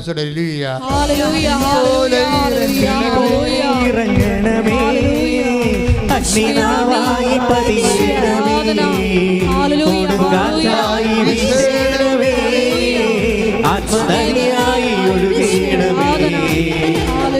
നീ പോലെ ഇറങ്ങണമേ, അഗ്നിനാവായി പതിയണമേ, കൊടുങ്കാറ്റായി വീശണമേ, ആത്മനദിയായി ഒഴുകണമേ. അപ്പം ഈ സാഹചര്യം IT പരീക്ഷയ്ക്ക് തോറ്റു, അതാണ് സാഹചര്യം. പക്ഷേ ഫിലിപ്പിയർ 4:11 ഇവർ വർക്കൗട്ട് ചെയ്തത് എന്താണ്? ആ സാഹചര്യത്തിൽ അയാൾക്ക് സംതൃപ്തിയുണ്ട്. എന്താണ്? അത് അയാളെ പഠിപ്പിച്ചിരിക്കുകയാണ്. ആരാണ് പഠിപ്പിച്ചിരിക്കുന്നത്? ദൈവം പഠിപ്പിച്ചിരിക്കുകയാണ്. എന്താ കാര്യം? ഗ്രേസ് ഫീൽ ചെയ്യുന്നുണ്ട്. എൻ്റെ മക്കൾ, നമ്മൾ എന്ത് സംഭവിച്ചത്? നമ്മളുടെ സ്പിരിച്വാലിറ്റി നിങ്ങൾ ഡിസൈൻ ചെയ്തിരിക്കുന്നത് ഒരു നല്ലതുപോലെ കാര്യങ്ങളൊക്കെ സംഭവിച്ചാൽ നമ്മളിങ്ങനെ ചിരിച്ചും സന്തോഷിച്ചൊക്കെ നടക്കും. പക്ഷേ നെഗറ്റീവ് ഹാപ്പൻ ചെയ്താൽ നെഗറ്റീവ് നമ്മുടെ സ്പിരിച്വാലിറ്റി അഡ്രസ്സ് ചെയ്യുന്നില്ല. അതാണൊരു പ്രശ്നം. പക്ഷേ biblical spirituality actually we will focus upon the negatives. അയാൾ പറഞ്ഞു കേട്ടില്ലേ? കാര്യം അനുഗ്രഹം എന്ന് പറയുന്നത് ഫിസിക്കൽ ഫേവേഴ്സാണ്. അതിനകത്ത് PR പരീക്ഷാ വിജയവും ഒക്കെ ഉണ്ട്. നിങ്ങളുടെ രോഗസൗഖ്യമൊക്കെ അനുഗ്രഹത്തിലുള്ളതാണ്. അത് ഫിസിക്കാലിറ്റിയെ ബാധിക്കുന്നതാണ്. ഇനിയുള്ള വിഷയമെന്ന് പറയുന്നത് വേറെ ഒരു സംഭവമുണ്ട്. നിങ്ങൾ വിചാരിക്കുന്ന പോലെ കാര്യങ്ങൾ നടക്കുന്നില്ല എന്ന് വിചാരിച്ചോ? നിങ്ങൾ വിചാരിക്കുന്ന പോലെ കാര്യങ്ങൾ നടക്കുന്നില്ല, അത് നെഗറ്റീവല്ല ശരിക്കും. ഞാനിപ്പോൾ ഒരു 90കളിൽ ഒരു 3 സെൻറ്റ് സ്ഥലം കിട്ടാൻ വേണ്ടി 90-ൽ എനിക്ക് കർത്താവ് എനിക്ക് നോട്ട് തന്നായിരുന്നു, ശുശ്രൂഷ കർത്താവ് കണ്ടിന്യൂ ചെയ്യുമെന്ന്. അപ്പോൾ ഇത് 84 തുടങ്ങിയ ശുശ്രൂഷയാണ്. അപ്പോൾ 90 എനിക്ക് കർത്താവ് എനിക്ക് നോട്ട് തന്നായിരുന്നു. കൃപാസനം രജിസ്റ്റർ ചെയ്തിരിക്കുന്നത് 92-ലാണ്. രജിസ്റ്റർ ചെയ്യുന്ന മുമ്പ് തന്നെ എനിക്ക് കർത്താവ് പറഞ്ഞായിരുന്നു ഒരു കൗൺസിലിംഗ് സെൻറ്റർ തരുമെന്ന് പറഞ്ഞായിരുന്നു. അപ്പോൾ ഒരു 3 സെൻറ്റ് സ്ഥലവും. അപ്പോൾ ഞാനന്ന് കൊച്ചച്ഛനാണ്, വെറും കൊച്ചച്ഛൻ, അച്ഛനായിട്ട് 2 കൊല്ലമൊക്കെ ആയിട്ടുള്ളൂ. 34 കൊല്ലം മുമ്പുള്ള കഥ പറയണത്. അതായത് ഇപ്പോൾ ഉറപ്പിച്ചുകൊണ്ട് മനഃപൂർവ്വം പറയണമല്ല, ഇപ്പോൾ ഇത് ഉറച്ച് നിങ്ങൾക്ക് മനസ്സിലാക്കാൻ വേണ്ടി പറയാം. അപ്പോൾ ഞാനവിടെ ഈ 3 സെൻറ്റ് സ്ഥലത്തിന് വേണ്ടി ഈ തുമ്പോളി എന്ന് പറഞ്ഞ സ്ഥലമുണ്ട് ഇവിടെ, ആലപ്പുഴ ഉള്ളതാണ്, തീരദേശത്തെ സ്ഥലമാണ്. പിന്നെ അർത്തുങ്കൽ, നിങ്ങൾക്കറിയാം അർത്തുങ്കൽ. അവിടെ നിന്ന് നടന്ന് ഇപ്പോൾ നമ്മൾ ജോമാന നടത്തിയ പോലെ ഞങ്ങൾ 3 പേരും കൂടി ജോമാന നടത്തിയിട്ടുണ്ട്. ഞാനും തങ്കച്ചനും പീറ്ററും, ഞങ്ങൾ 3 പേര് ഇപ്പോഴും ഉണ്ട് എൻ്റെ കൂടെ. അവർ 30 കൊല്ലമായിട്ട് എൻ്റെ കൂടെ ഉണ്ട് അവർ. അന്ന് ഞങ്ങൾ ഈ തുമ്പോളിൽ നിന്ന് അർത്തുങ്ക വരെ ജവമാലയും പിടിച്ചുകൊണ്ട് നടന്ന് പ്രാർത്ഥിച്ചിട്ടുണ്ട്. എന്തിനാണ്? 3 സെൻറ്റ് സ്ഥലം കിട്ടാൻ. മനസ്സിലായില്ലേ? എന്നിട്ട് ഒരു സ്ഥലം കണ്ടുപിടിച്ചതിനെ വേണ്ടി ചെത്തിയൊരു സ്ഥലം കണ്ടുപിടിച്ച്, ചെത്തിയ സ്ഥലമുണ്ട് അവിടെ. 1 കൊല്ലം അതിനു വേണ്ടി അടയിരുന്ന പോലെ പ്രാർത്ഥിച്ച്. പക്ഷെ ആ സ്ഥലം കർത്താവ് തന്നില്ല. ആ രൂപതയുടെ പള്ളിയുടെ സ്വന്തം സ്ഥലമായിട്ട് പോലും പള്ളിക്കമ്മൻ്റെ തീരുമാനിച്ചത് പോലും എനിക്ക് കിട്ടിയില്ല ആ സ്ഥലം. പക്ഷെ 97 ഇവിടെ താമസിച്ചിരുന്നൊരു സന്യാസി വര്യനായ ഒരു ഫ്രാൻസിസ് ബ്രദർ ഉണ്ടായിരുന്നു. പ്രായമായിരുന്നു. എന്നെ കാണാൻ വേണ്ടി എൻ്റെ ഇടവക വന്നു ഒരു 11 മണിയായപ്പോൾ 97. അദ്ദേഹം എന്നോട് പറഞ്ഞു, അച്ഛാ എൻ്റെ സ്ഥലം കുറച്ച് അച്ഛന് തരാൻ ഞാൻ തീരുമാനിച്ചിട്ടുണ്ട്. പക്ഷെ ബാക്കി എൻ്റെ സ്ഥലം കുറച്ച് ഈ കാണുന്ന ഇവിടെ അന്ന് ഈ തെങ്ങൊക്കെ ഉണ്ടായിരുന്ന സ്ഥലമാണിത്. 2 തെങ്ങും കുറച്ച് തലപോയ തെങ്ങൊക്കെ ആയിരുന്നു. ഈ സ്ഥലം അച്ഛൻ വിലക്കെടുക്കണമെന്ന് പറഞ്ഞു. ഞാൻ പിന്നെ ഒരു കുഴപ്പമില്ലെന്ന് പറഞ്ഞു. അപ്പോൾ എനിക്ക് എൻ്റെ കുറേ പല സ്ഥലങ്ങളിൽ നിന്നൊക്കെ നടന്നിട്ട് എനിക്ക് 1,40,000 രൂപ കിട്ടി. നമ്മൾ തിരിച്ചു കൊടുക്കാൻ വേണ്ടി വായ്പ വാങ്ങിച്ചതാണ്. ആ 40,000 രൂപയ്ക്കാണ് ആ സ്ഥലം, 1,40,000 രൂപയ്ക്ക് ഈ സ്ഥലം എടുത്തിരിക്കണേ 97-ൽ. ഇത് 17 സെൻറ്റ് ബ്രദർ തന്നു. പിന്നെ ആ കാണുന്ന സ്ഥലമൊക്കെ നമ്മൾ കുറേ കാശ് കൊടുത്ത് വാങ്ങിച്ചതാണ്. ആ ഒരു സെൻറ്റ് 8 സെൻറ്റ് തന്നെ ആ കാണുന്ന ബിൽഡിങ് നിൽക്കുന്ന നിങ്ങളുടെ ഉടമ്പടി ഓഫീസ് നിൽക്കുന്ന സ്ഥലം 8 സെൻറ്റിന് ഏതാണ്ട് 37 ലക്ഷം രൂപ കൊടുത്ത് വാങ്ങിച്ചത്. അപ്പോൾ പിന്നെ കാലം മാറിയപ്പോഴേ പെട്ടെന്ന് ഇതിൻ്റെ ചേഞ്ച് വന്നു. അപ്പോൾ ഇതെല്ലാം ആൾക്കാർ വന്ന് കയറി ഇറങ്ങി വന്നപ്പോൾ ഇവിടുത്തെ സ്ഥലങ്ങളൊക്കെ വില കൂടിപ്പോയി. അപ്പോൾ ഞാൻ നിങ്ങൾ ചിന്തിച്ച് നോക്കിയേ, ഞാൻ ചോദിച്ച സ്ഥലം ദൈവം എനിക്ക് തന്നില്ല. അതിന് ഞാൻ എന്തുമാത്രം കഷ്ടപ്പെട്ട് 1 കൊല്ലം പ്രാർത്ഥിച്ചില്ലേ അല്ലേ? ഞാൻ ചോദിക്കാത്തത് എനിക്ക് ദൈവം തന്നു. ആ ചോദിച്ച സ്ഥലം എനിക്ക് കിട്ടാഞ്ഞ എന്താണെന്ന് ഇപ്പം എനിക്ക് മനസ്സിലാവും. കാര്യം അവിടെ ഒരു പുഴയുടെ ഒരു പാലം ഉണ്ടായിരുന്നു. ആ പാലം വന്ന് തിരശ്ചീനമായിട്ട് പുഴക്ക് നേരെ കിടക്കിയിരുന്നു. ഇപ്പം ഗവൺമെൻറ് അത് പൊളിച്ചിട്ട് 3-4 അടി പൊക്കത്തിലേക്ക് ആ പാലം 3-4 മീറ്റർ പൊക്കത്തിലേക്ക് ആ പാലം ഉയർത്തി. അപ്പോൾ ആ സ്ഥലത്തിലേക്ക് ഇപ്പം ഇറങ്ങണമെങ്കിൽ ഏണി വെച്ച് ഇറങ്ങണം. അതാണ് സംഭവം. അത് നമുക്കറിയത്തില്ലാഞ്ഞല്ലോ, അത് ഇന്നാളെ സംഭവിച്ച കാര്യമാണ്.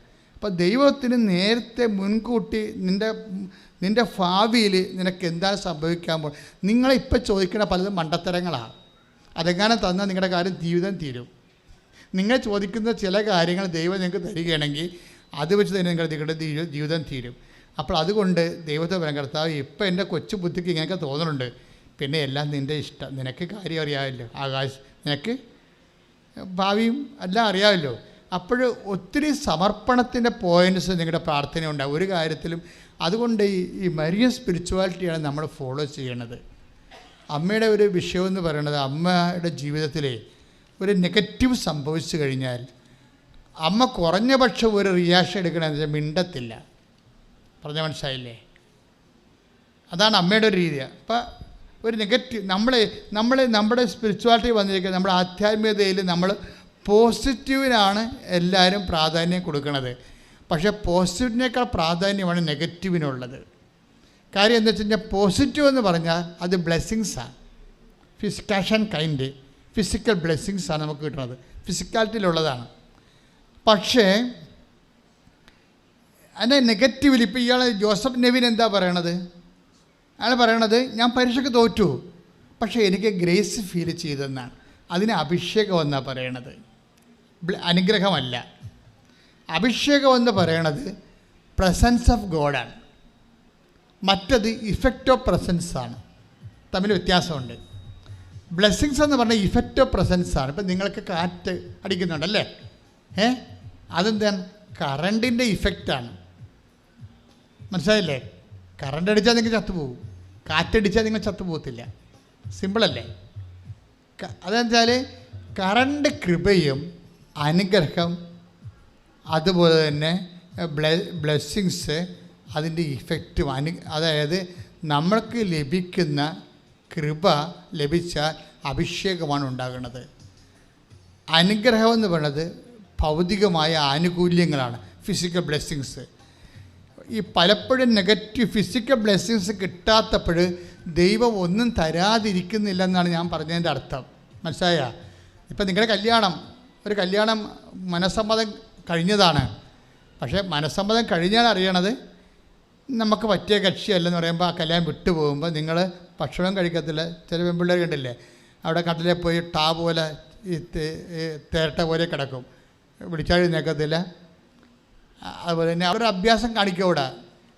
കാര്യം അവൾക്കറിയാം, അവൾക്ക് ചമ്മലാണ് ഭയങ്കര. അവൾക്ക് എന്തോ സൗന്ദര്യം കുറഞ്ഞിട്ട് കല്യാണം പോയെന്ന് പറഞ്ഞാൽ അവിടെ ഇരിക്കണത്. അത് വീട്ടുകാർ ആഘോഷിക്കാതിരിക്കാൻ വേണ്ടി അവൾ തേരട്ട പോലെ ചുരണ്ട് കിടക്കുകയാണ്. എന്നിട്ട് ഇനി അവളെ പൊക്കിയെടുക്കുമ്പോൾ നമ്മൾ കാരണമാണ് കല്യാണം പോയെന്നുള്ളത്. ആ സംഭവം നമ്മുടെ ഗോളിലിട്ട് ആ പോസ്റ്റ് അടിക്കാൻ വേണ്ടിയാണ് അവളെ കിടപ്പ് കിടക്കുന്നത്. ഒരു തന്ത്രമാണ്. ഇങ്ങനെയൊക്കെ ഒന്നിറങ്ങിയാൽ നേരം വിളിക്കത്തില്ല. നിങ്ങൾ സ്പിരിച്വാലിറ്റി ഓപ്പൺ ടു ദി സ്പിരിറ്റാണ്. നിങ്ങൾ തുറന്ന കാര്യത്തിൽ ഇതിനകത്ത് ഇങ്ങനെയുള്ള അഭ്യാസങ്ങളൊന്നും കാണിക്കാതെ ഒരു മനസ്സ് തുറന്ന രീതി ദൈവത്തെ സമീപിക്കണം. ദൈവമേ, this is the fact, I accept in the name of Jesus. ഇതാണ് എനിക്ക് സംഭവിച്ചിരിക്കുന്നത്. അതിൻ്റെ നാമത്തെ ഞാൻ അക്സെപ്റ്റ് ചെയ്തു. പ്രാർത്ഥിക്കുക. കർത്താവായ ദൈവമേ, അങ്ങ് വിളമ്പിത്തരുന്നത് എന്തായാലും കയ്പായാലും മധുരമായാലും സന്തോഷത്തോടെ സ്വീകരിക്കാൻ ഞാൻ ആഗ്രഹിക്കുന്നത് അത് വിളമ്പിത്തരുന്നത് അങ്ങ് ആയതുകൊണ്ടാണ്. അപ്പൊ എന്റെ വിഷയത്തെക്കാൾ വലുതാണ് എനിക്ക് നിന്റെ സാന്നിധ്യം. കൈയടിച്ച് കർത്താവിന് നേരവും ആരാധനയും സ്തുതിയും പുകഴ്ചയും ഉണ്ടായിരിക്കട്ടെ. ഇപ്പോൾ എന്താണ് ജോസഫ് നെവിനെ കുറിച്ച് പറയുന്നത്? ആ പരീക്ഷയുടെ പരാജയത്തിൻ്റെ പൊള്ളല് അയാൾക്കത് ഫീൽ ചെയ്തിരുന്നില്ലെന്നല്ല അർത്ഥം. നമ്മുടെ കുഴപ്പം എന്താ? നമുക്ക് പൊള്ളൽ ഫീൽ ചെയ്യുന്നുണ്ട്. മനസ്സിലായ? അപ്പം അതാണ് ഈ ജഡം മനുഷ്യനെന്ന് പൗലോസ് പറയണത്. ജഡം കർത്താവും അഡ്രസ്സ് ചെയ്യുന്നൊരു വിഷയമാണ്. ആത്മാവാണ് ജീവൻ നൽകുന്നത്, ജഡം ഒന്നിനും ഉപകരിക്കുന്നില്ല. അതാണ് കർത്താവ് ജഡത്തെക്കുറിച്ചുള്ള അസസ്മെൻ്റ്. അതാണ്. അപ്പം ജഡത്തോട് ബന്ധപ്പെട്ട എന്തെങ്കിലും പരാജയങ്ങൾ സംഭവിച്ചാൽ അത് പരാജയമായിട്ട് കരുതരുത്. പ്രാർത്ഥിക്കുക. കർത്താവായ ദൈവമേ, എൻ്റെ ശരീരമായി അടിസ്ഥാനപ്പെടുത്തി എന്തെങ്കിലും ന്യൂനതകൾ സംഭവിച്ചാൽ, ഒരു പരാജയം സംഭവിച്ചാൽ, പരാജയമായി തോന്നാത്ത വിധത്തിലെ ആത്മാവിന്റെ അഭിഷേകം നൽകണമേ. പരിശുദ്ധ പരമ ദിവ്യകാരുണ്യത്തിന് ആരാധനയും സ്തുതിയും പുകഴ്ചയും ഉണ്ടായിരിക്കട്ടെ.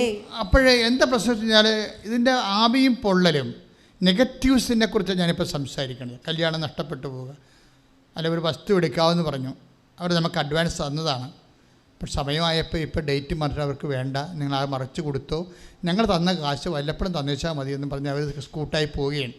അവർ കാശില്ലാത്തത് കൊണ്ടാണ്. അപ്പോൾ നമുക്ക് പറ്റിയിരിക്കണത് ഈ 50 ലക്ഷം കിട്ടിയിട്ട് നമ്മൾ 50 പേരോട് പറഞ്ഞിട്ടുണ്ട്, അഡ്വാൻസ് തന്നിട്ടുണ്ട്, ഇത്താം തീയതി പ്രമാണമാണ്, കാശ് കിട്ടിയ ഉടനെ തരാമെന്ന്. ഇപ്പോൾ അവന്മാരെല്ലാം ഇങ്ങനെ പാമ്പ് കൊത്താമെന്ന പോലെ നമ്മൾ കൊത്താൻ വരും. This is our situation. അതാണ് സിറ്റുവേഷൻ. ഈ സിറ്റുവേഷൻ എല്ലാം കവർ ചെയ്തുകൊണ്ടാണ് ബൈബിൾ ഡിസൈൻ ചെയ്തിരിക്കുന്നത്. ഈ പരാജയങ്ങളോ ആകസ്മികമായി ഉണ്ടാകുന്ന തകർച്ചകളോ എല്ലാം അഡ്രസ്സ് ചെയ്തുകൊണ്ടാണ് ബൈബിൾ മുന്നോട്ട് പോകുന്നത്. അതാണ് നീ അഗ്നിയിലൂടെ നടക്കത്തില്ലെന്ന് പറഞ്ഞോ ഇല്ലല്ലോ. ഐസയ 43:2 വായിച്ച് ശ്രുതികട ഹല്ലേലൂയ. യേശുവേ ഹല്ലേലൂയ. കുമ്പിടുന്നു. ശ്രുതികട ഹല്ലേലൂയ. ആരാധന, യേശുവേ ആരാധന. മഹത്വം മഹത്വം ആരാധന. ഐസയ 43:2. സമുദ്രത്തിലൂടെ കടന്നു പോകുമ്പോൾ സമുദ്രത്തിലൂടെ കടന്നു പോകുമ്പോൾ ഞാൻ നിന്നോട് കൂടെ ഉണ്ടായിരിക്കും. നദികൾ കടക്കുമ്പോൾ അത് നിന്നെ മുക്കിക്കളയുകയില്ല. അഗ്നിയിലൂടെ നടന്നാലും നിനക്ക് പൊള്ളലേൽക്കുകയില്ല. ജ്വാല നിന്നെ ദഹിപ്പിക്കുകയുമില്ല. ആദ്യത്തെ വായിച്ചേ സമുദ്രത്തിലൂടെ കടന്നു പോകുമ്പോൾ ഞാൻ നിന്നോട് കൂടെ ഉണ്ടായിരിക്കും. എന്താ സമുദ്രം എന്ന് പറയണ? കണ്ണീര് സമുദ്രമാക്കി പോകണേ. കരച്ചിൻ്റെ കാലമാണ് ഈ പറയണത്. അല്ല നമ്മളാരും ഇങ്ങനെ സമുദ്രത്തിലൂടെ വണ്ടിയും വള്ളവും പിടിച്ചു പോണ കേസല്ല. കണ്ണീരിൻ്റെ കാലമാണ് ഈ പറയണത്. മനസ്സിലായില്ലേ? കണ്ണീരിൻ്റെ കാലത്തിലൂടെ നീ കടന്നു പോയാലും കണ്ണീരിന്റെ കാലത്തിലൂടെ നീ കടന്നു പോയാലും വായിച്ചോളൂ. ഞാൻ നിന്നോട് കൂടെ ഉണ്ടായിരിക്കും. നദികൾ കടക്കുമ്പോൾ അത് നിന്നെ മുക്കിക്കളയുകയുമില്ല. അഗ്നിയിലൂടെ നടക്കുമ്പോൾ നിനക്ക് പൊള്ളലേൽക്കുകയില്ല. എന്തുകൊണ്ടാണ് നദിയിലൂടെ നടക്കുമ്പോൾ മുക്കിക്കളയാത്തത്? അതെന്താ പ്രശ്നം വെച്ച് കഴിഞ്ഞാൽ മുക്കിക്കളയത്തില്ല. അപ്പം നിങ്ങളവർക്ക് നമ്മൾ പെരിയാറിലൂടെ പമ്പാ നദിയിലൂടെ പോണ കേസല്ല, കടമണി വിഷയം. മനസ്സിലായില്ലേ? 44 കഴിഞ്ഞ ദിവസത്തെ ഒരു സാക്ഷ്യം എന്ന് വെച്ച് കഴിഞ്ഞാൽ 44 കോടി രൂപ കടമാണ്. അപ്പം 4 കോടിക്കും 44 കോടിക്കും ഓരോരുത്തർക്ക് താങ്ങാൻ പറ്റാത്തൊരവസ്ഥയ്ക്ക് മുമ്പിൽ വരികുമ്പോഴാണല്ലോ ഇത് നദിയായിട്ട് മാറണത്. അപ്പം 44 കോടി രൂപ കടവാണ്. ആ സാക്ഷ്യം യൂട്യൂബിലുണ്ട്. എന്താ സംബന്ധിച്ച കൊറോണ വന്നപ്പോൾ അവിടെ കമ്പനിയുടെ അടച്ചുപൂട്ടില്ലേ അല്ലേ? അടച്ചുപൂട്ടിയോട് കൂടി പിന്നെ ലോണൊക്കെ എടുത്തപ്പോൾ കൂടിപ്പോയില്ലേ, പലിശ കൂടിയില്ലേ? ബാങ്കുകാരൻ ഇപ്പോഴും നമുക്ക് ഒന്നും വകവെച്ച് തരണില്ലല്ലോ. സർക്കാർ തരാമെന്ന് പറഞ്ഞാൽ സർക്കാർ ബാങ്കിൽ ചെല്ലുമ്പോൾ ബാങ്കുകാർ പറയും സർക്കാർ ഇപ്പോൾ തരാമെന്ന് പറഞ്ഞ കേസ് പൈസ തന്നിട്ടില്ലെന്ന് പറയും. അതുപോലെ നിങ്ങൾക്ക് ലോൺ തരാൻ പറ്റത്തില്ലെന്ന് പറയും. എല്ലായിടത്തും ഇല്ല എന്നല്ല പറയണത്, എല്ലാം ചെയ്യുന്നത്. ഇപ്പം നിങ്ങൾ സർക്കാർ തരാമെന്ന് പറഞ്ഞ കൊറോണ വിഹിതമായിട്ട് തരാമെന്ന് പറഞ്ഞ പൈസ അടച്ചിട്ടില്ല. അവിടെ എന്താണ് ഇല്ല എന്നല്ല പറയണത്, ഇല്ല അല്ലേ? അതുകൊണ്ട് നിങ്ങൾക്ക് പൈസ തരാൻ ലോൺ തരാൻ പറ്റത്തില്ല. ഈ ഇല്ല അഡ്രസ്സ് ചെയ്തുകൊണ്ടാണ് പുതിയ നിയമം തുടങ്ങണത്. അവർക്ക് വീഞ്ഞില്ല എന്ന് പറഞ്ഞാൽ ഇല്ലയാണേ, ആ പുരാതനമായ ഇല്ലേ. ഇന്ന് ആധുനികമായി ഇല്ലയിലേക്ക് പ്രവേശിക്കുന്നത് എല്ലാം ഇല്ല തന്നെ.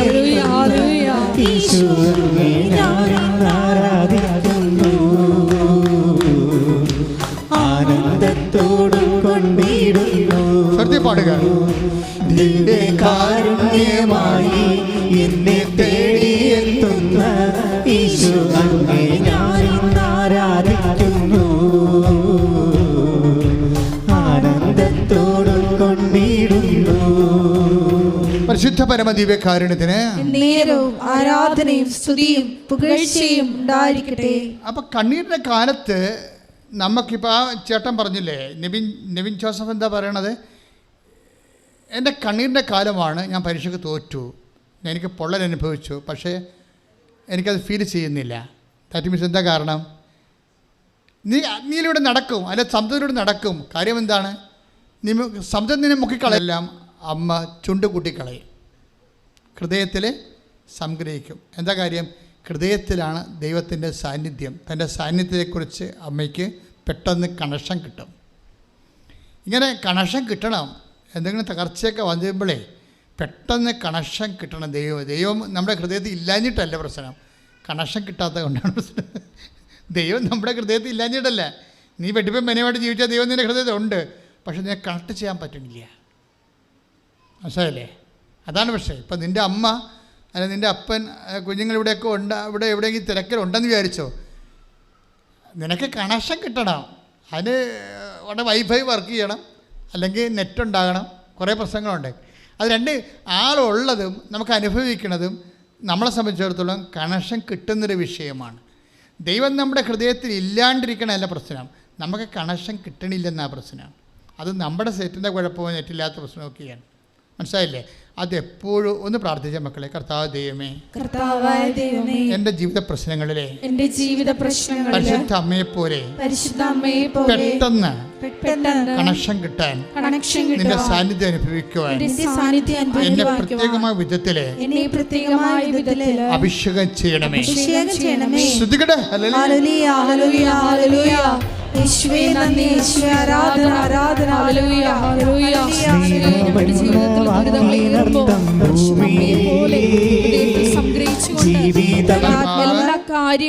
എല്ലാ കാര്യങ്ങളും നിങ്ങളെ പഠിപ്പിക്കുകയും ഞാൻ നിങ്ങളോട് പറഞ്ഞിട്ടുള്ളതെല്ലാം നിങ്ങളെ അനുസ്മരിപ്പിക്കുകയും ചെയ്യും.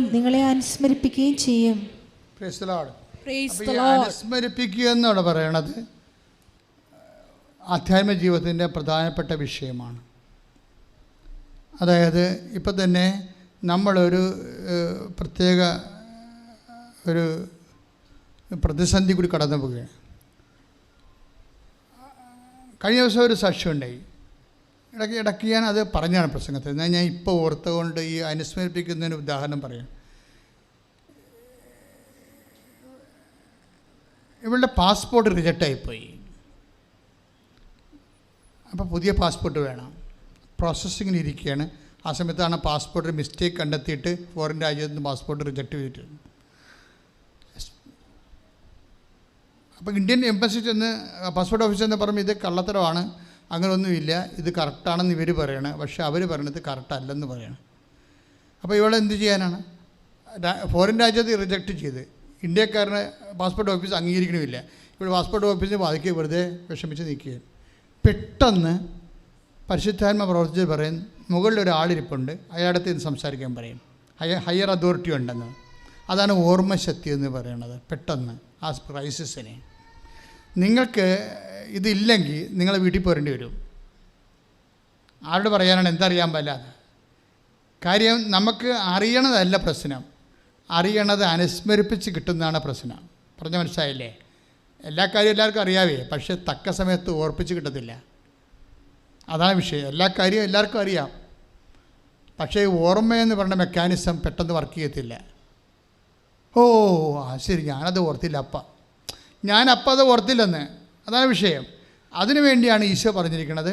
ഇപ്പോൾ 14:26 ഞാൻ പഠിപ്പിച്ചിട്ടുള്ളതെല്ലാം നിങ്ങളെ അനുസ്മരിപ്പിക്കും. പ്രാർത്ഥിച്ച്, കർത്താവായ ദൈവമേ, അങ്ങയുടെ പരിശുദ്ധാത്മാവിനാൽ എന്റെ മിസ്സിംഗ് ടൈമിലെ എന്നെ ഓർപ്പിച്ചു തരാൻ എന്നെ വിശേഷ വിധിയായി അഭിഷേകം ചെയ്യണമേ. അപ്പം നമ്മൾ എന്താ വിഷയം എന്ന് വെച്ച് കഴിഞ്ഞാൽ, ഇങ്ങനെയുള്ള എല്ലാ വിഷയങ്ങൾക്കും ദൈവികമായ നടപടിക്രമങ്ങളുണ്ട്. നമ്മളൊരു ഫങ്ഷണറി ആയിപ്പോയാൽ പ്രശ്നമാണ്. ഇപ്പം നിങ്ങളൊരു വസ്തു വിൽക്കണം, ശരി, ഒരു ഉടമ്പടി എടുത്തു, ഒന്ന് പുതുക്കി, വസ്തു വിറ്റു, സാക്ഷ്യവും പറഞ്ഞ് ആ ഫയലും ക്ലോസായി, നിങ്ങൾ പഴയ ലോകത്താനായിട്ട് കുറച്ച് കഴിയുമ്പോൾ ജീവിക്കും. ഇത് ലാഗ് ചെയ്യാൻ കാരണം അതാണ്. ലാഗ് ചെയ്യാൻ കാരണം ഈ അനുഗ്രഹം കിട്ടിക്കഴിഞ്ഞ് നിങ്ങളുടെ അവസ്ഥ കാണുമ്പോൾ ദൈവത്തിന് പോലും സഹിക്കത്തില്ല, ചവിട്ടിക്കൊല്ലാൻ തോന്നിപ്പോവും. അതാണ് പ്രശ്നം.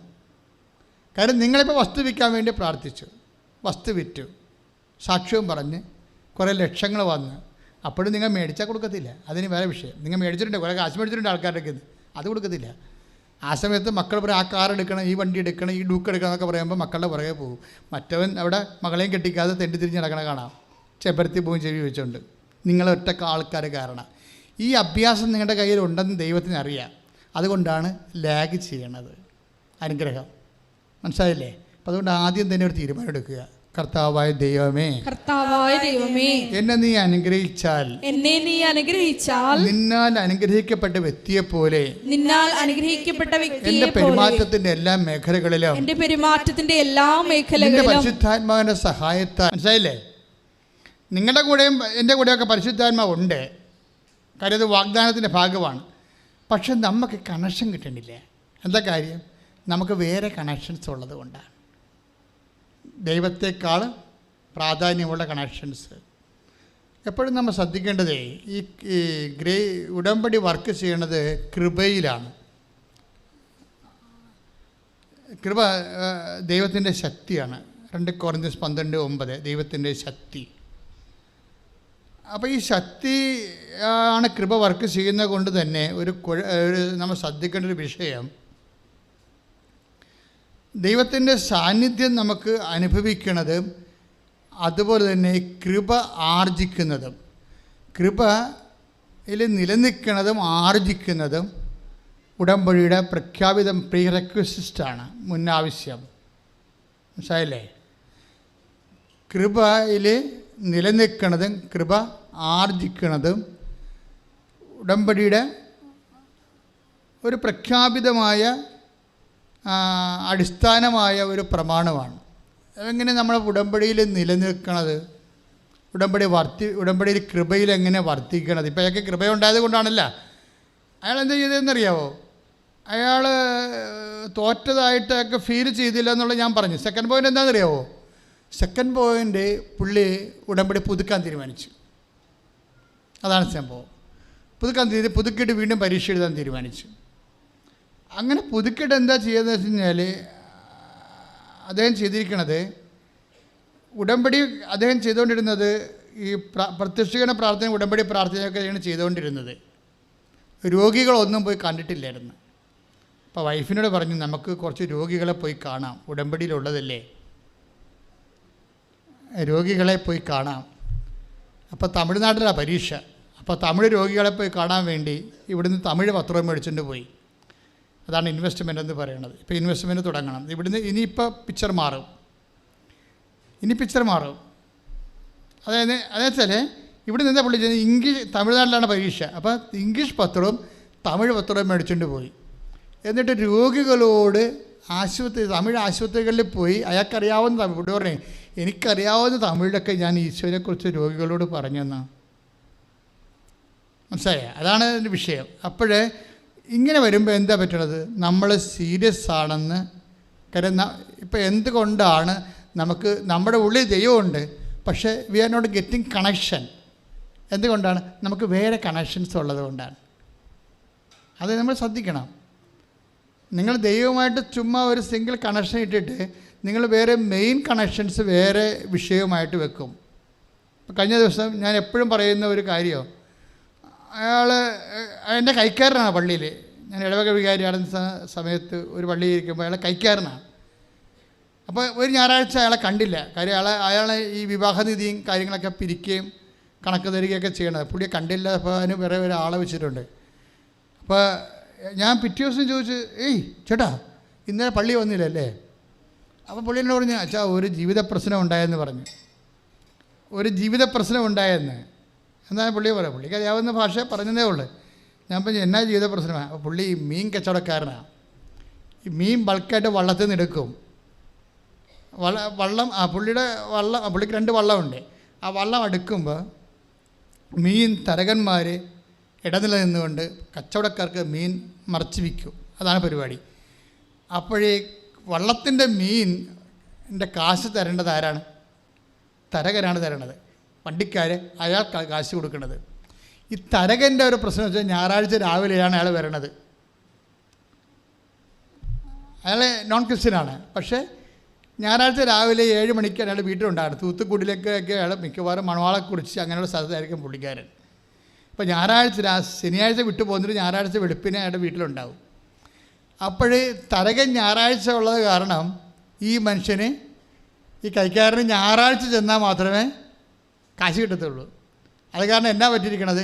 കുർബാന കട്ട് ചെയ്ത് അയാൾ കാശിന് പോകും. ഇതോടുകൂടി എല്ലാ ഉടമ്പടിയും ചുരുട്ടിക്കൂട്ടി ചവിട്ടിക്കൂട്ടും നമ്മൾ. കാര്യം ഇത് വളരെ ശ്രദ്ധിച്ച് ചെയ്യേണ്ട കാര്യങ്ങളാണ്. കാര്യം എപ്പോഴും നമ്മൾ ശ്രദ്ധിക്കേണ്ട കാര്യം, എവിടെ ഈ നിൻ്റെ കർത്താവായ ദൈവം ഞാനാകുന്നു എന്ന് പറഞ്ഞില്ലേ, ഞാനല്ലാതെ മറ്റൊരു ദൈവം ഉണ്ടാവരുത്. അപ്പോൾ അത് പുറപ്പാട് 20:3 അത് പറഞ്ഞാൽ നിൻ്റെ കർത്താവ് ദൈവം എന്റെ കർത്താവായ ദൈവം ഞാനാകുന്നു. ഞാനല്ലാതെ മറ്റൊരു ദൈവം നിനക്കുണ്ടാകരുത്. തരകൻ ഇവിടെ മറ്റൊരു ദൈവമായിട്ട് വരികയും അവിടെയാണ് വിഷയം. നമ്മളൊക്കെ പഴയ കൽപ്പനയല്ലേ എന്ന്. പഴയ കൽപ്പനയല്ല, വചനത്തിന് പഴയതും പുതിയതും ഇല്ലല്ല, എല്ലാം പുതിയതല്ലേ. അപ്പോൾ ഈ തരകൻ ഞായറാഴ്ച കുർബാന മുടക്കിയ ആകപ്പാടെ കിട്ടാനുള്ളത് 7,000 രൂപയാണ്.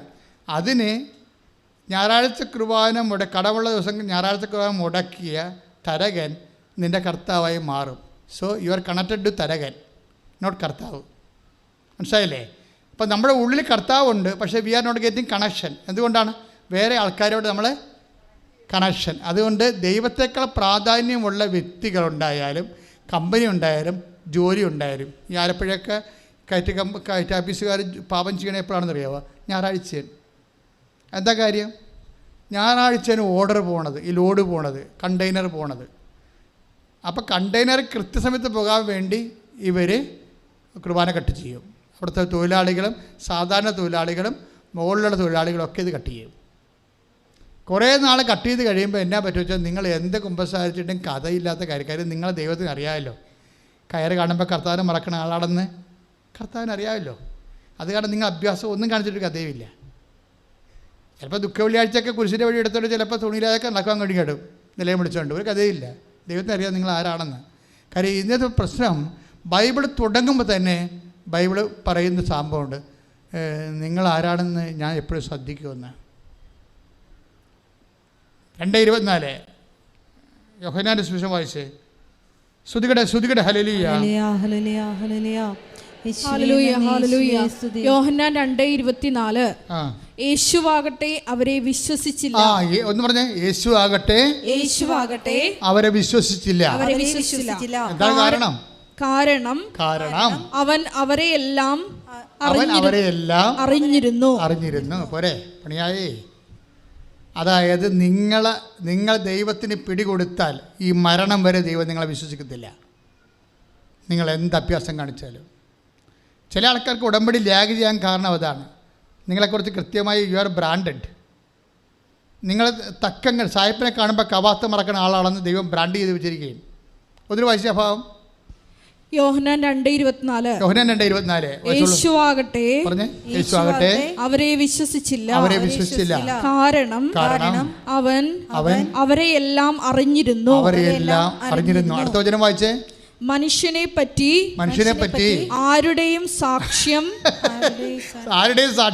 അവൻ ആവശ്യമായിരുന്നില്ല. മനുഷ്യനിൽ ഉള്ളത് എന്താണെന്ന് അവൻ വ്യക്തമായി അറിഞ്ഞിരുന്നു. തീർന്നു, പരിപാടി തീർന്നു. കിഡ്നി അടിച്ചു പോയി. കാര്യം എല്ലാ സംഭവവും നമ്മളുടെ എല്ലാ ഫോട്ടോസ്റ്റാറ്റും സ്കാനൊക്കെ ചെയ്ത് നേരത്തെ വെച്ചിരിക്കുക. റിസൾട്ടെല്ലാം നിങ്ങളുടെ കയ്യിലുണ്ട്.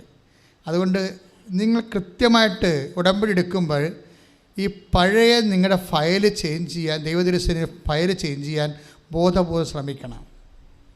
അല്ലെങ്കിൽ ഉടമ്പടി ലാഗ് ചെയ്യും. കാരണം നിങ്ങൾ കഴിഞ്ഞ കാലങ്ങളിൽ ഏതെല്ലാം മോഡിലാണ് ദൈവത്തോട് പെരുമാറിയതെന്നൊക്കെ ദൈവത്തിന് അറിയാം. ആ ഒരു രീതി തന്നെയാണ് ഇത് മുന്നോട്ട് പോകേണ്ടത്. ഇത് വർക്കൗട്ട് ചെയ്യത്തില്ല. കാരണം മനുഷ്യരിലുള്ള എന്താണെന്ന് അറിയാമായിരുന്നെന്ന് പറയും. കാര്യം അവസാനം വരുമ്പോഴും ഇപ്പോൾ ഉദാഹരണത്തിന് കൃപ ആർജിക്കാൻ വേണ്ടിയുള്ള ഒരു നടപടിക്രമത്തിൽ ഏറ്റവും പ്രധാനപ്പെട്ടതാണ് ഈ നമ്മുടെ മത്തായിയുടെ സുവിശേഷം 5:3. മത്തായി 5:3 എടുത്തേ. ശ്രുതികടെ ആത്മാവിൽ ദരിദ്രരായവർ ഭാഗ്യവാന്മാർ. ഒന്ന് പറഞ്ഞേ. ആത്മാവിൽ ദരിദ്രരായവർ ഭാഗ്യവാന്മാർ. സ്വർഗരാജ്യം അവരുടേതാണ്. സ്വർഗരാജ്യം അവരുടേതാണ്. ഇവിടെ എന്താ പ്രശ്നം വെച്ച് കഴിഞ്ഞാൽ, ഇതും അതായത് ബൈബിളിലെ നിന്റെ കർത്താവ് ദൈവം ഞാനാകുന്നു എന്ന് പറഞ്ഞത് വാട്ടർമാർക്കായിട്ട് ഇങ്ങനെ വെളിപാട് വരെ കയറിപ്പോയിരിക്കുകയാണ്. ഇടയ്ക്ക് മാറ്റമൊന്നുമില്ല. നിന്റെ കർത്താവ് ആരാണെന്ന് ദൈവം എപ്പോഴും ഇങ്ങനെ നമ്മുടെ ഈ എന്താണ് ഇവിടെ ഇവർക്ക് എഴുതി വെച്ചിട്ടില്ലേ, ക്യാമറ സർവൈലൻസിലാണ് നിങ്ങൾ ക്യാമറയുടെ നിരീക്ഷണത്തിലാണ്. അഭ്യാസം കാണിച്ചാൽ അപ്പോൾ പൊക്കുമെന്ന് എൻ്റെ അടുത്ത്. നിൻ്റെ കർത്താവ് ദൈവം ഞാനാകുന്നു. അയാൾക്ക് എന്താണ്? തരകനായിപ്പോയി പെട്ടെന്ന് കർത്താവായ ദൈവം, ഇല്ലേ? എപ്പോഴും നമ്മൾ ശ്രദ്ധിക്കണം. കർത്താവിൻ്റെ ദിവസത്തേട്ട് തൊടുമ്പോൾ കൈ പൊള്ളിയില്ലെങ്കിൽ അതിൻ്റെ അർത്ഥം നീ മരിച്ചു എന്നാണ്. പറഞ്ഞ മനസ്സിലായില്ലേ? കർത്താവിൻ്റെ ദിവസത്തേട്ട് തൊടുമ്പോഴേ കൈ പൊള്ളിയില്ലെങ്കിൽ, ഇപ്പോൾ കൈ പൊള്ളണില്ല. കാര്യം ഈ കോവിഡ് കാലത്ത് കുർബാന ഒന്നും കാണാൻ ഓൺലൈനിൽ കണ്ട് അവസാനം ഇപ്പോൾ കുർബാനയ്ക്ക് ഞായറാഴ്ച ഏതാണ് വെള്ളിയാഴ്ച ഏതാണെന്ന് അറിയാൻ പാടില്ലാതെ വെളിവില്ലാതെ നടക്കില്ല ആൾക്കാർ. പണ്ട് ഞായറാഴ്ച വരുമ്പോൾ നമുക്കറിയാൻ പറ്റും ഞായറാഴ്ചകളല്ല എന്ന് വിചാരിക്കുമ്പോൾ ശനിയാഴ്ച തന്നെ ഉരുക്കം തുടങ്ങും. ഇന്നിപ്പോൾ ഉരുകാനുമില്ല, ഓർപ്പിക്കാനുമില്ല, ആരുമില്ല. എല്ലാ ഞായറാഴ്ചയും വെള്ളിക്ക് തിങ്കളാഴ്ച എല്ലാം ഒരുപോലെയാണ്. പക്ഷേ ദൈവവചനത്തിന് മാറ്റമില്ല. എന്താ കർത്താവ്? ആത്മാവിൽ ദാരിദ്ര്യമുള്ളവർ, അതിൻ്റെ അർത്ഥം എന്താ? 5:3 സംഭവം. ഈ പണ്ടത്തെ ഈ പുറപ്പാടിൻ്റെ 20:3 അതായത് ഞാനല്ലാതെ മറ്റൊരു ദൈവം നിനക്ക്, ആ സാധനം തന്നെയാണ് ഇത് ഇവിടെ വർക്ക് ചെയ്തിരിക്കുന്നത്. എന്താ പറഞ്ഞിരിക്കുന്നത്? 5:3 ആത്മാവിൽ ദാരിദ്ര്യം എന്ന് പറയുമ്പോൾ അതിൻ്റെ അർത്ഥം എന്താണ്? ശരീരത്തിൻ്റെ ദാരിദ്ര്യം എന്ന് പറഞ്ഞാൽ എന്താണ്? സമ്പത്തല്ലേ? പൊന്ന്, പണം ഒക്കെ അല്ലേ ശരീരത്തിൻ്റെ സമ്പത്തെന്ന് പറയണത്. ആ പൊന്നും പണവും നമ്മുടെ ഇല്ലെങ്കിൽ നമ്മൾ ദാരിദ്ര്യം പിടിച്ച ആൾക്കാരായി മാറും. അപ്പം ശരീരത്തിൻ്റെ ദാരിദ്ര്യമാണ്, ഉറപ്പല്ലേ? ആത്മാവിൻ്റെ ദാരിദ്ര്യം എന്താണ്? ആത്മാവിൻ്റെ സമ്പത്ത് എന്താണെന്ന് ആദ്യം അറിയണം. ആത്മാവിൻ്റെ സമ്പത്ത് എന്താണ്? കൃപയാണ്. അത് യേശുക്രിസ്തുവിൻ്റെ പീഡാനുഭവത്താൽ നേടിയെടുത്ത കൃപയാണ്. മനസ്സിലായില്ലേ? അതിന് കൂടെ കണക്ട് ചെയ്യേണ്ടത് ഗലാത്യർ ഭാഗ്യവാന്മാർ എന്ന് വെച്ചാൽ കൃപ എനിക്കില്ലല്ലോ. അനുഗ്രഹം ഉണ്ടാകുമേ, അനുഗ്രഹം ഉണ്ടാകും. കല്യാണം കഴിക്കും, പിള്ളേരും ഉണ്ടാകും, ജോലിയും കിട്ടും, വീടും വെക്കും, വയസ്സുമാകും, ചത്തും പോകും, അതൊക്കെ അങ്ങനെ നടക്കും. പക്ഷേ എന്താ? ആത്മാവിൻ്റെ കൂടെ ഉണ്ടാകുന്നത് എന്താണ്? കൃപയാണ്. അതാണ്. ശരീരം സെമിത്തേരി പോകുമ്പോൾ ചാപ്റ്റർ ക്ലോസ് ചെയ്യും, ആത്മാവ് പോകുന്നില്ല. കൃപ എവിടെയാണ് ഉണ്ടാകുന്നത്?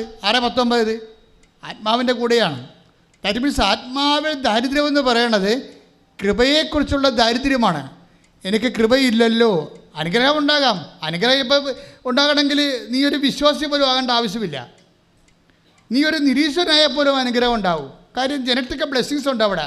നീ സന്താന പുഷ്ടിയുള്ളവരെ പെരുകി വർദ്ധിക്കാൻ വേണ്ടി ദൈവം മനുഷ്യനെ സൃഷ്ടിച്ചപ്പോൾ തന്നെ അനുഗ്രഹിച്ചിരിക്കണതല്ലേ.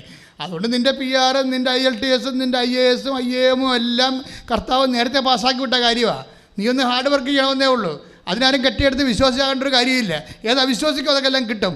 But the matter of grace, that's a different thing. കാരണം എന്താ? It's A fruit of his passion.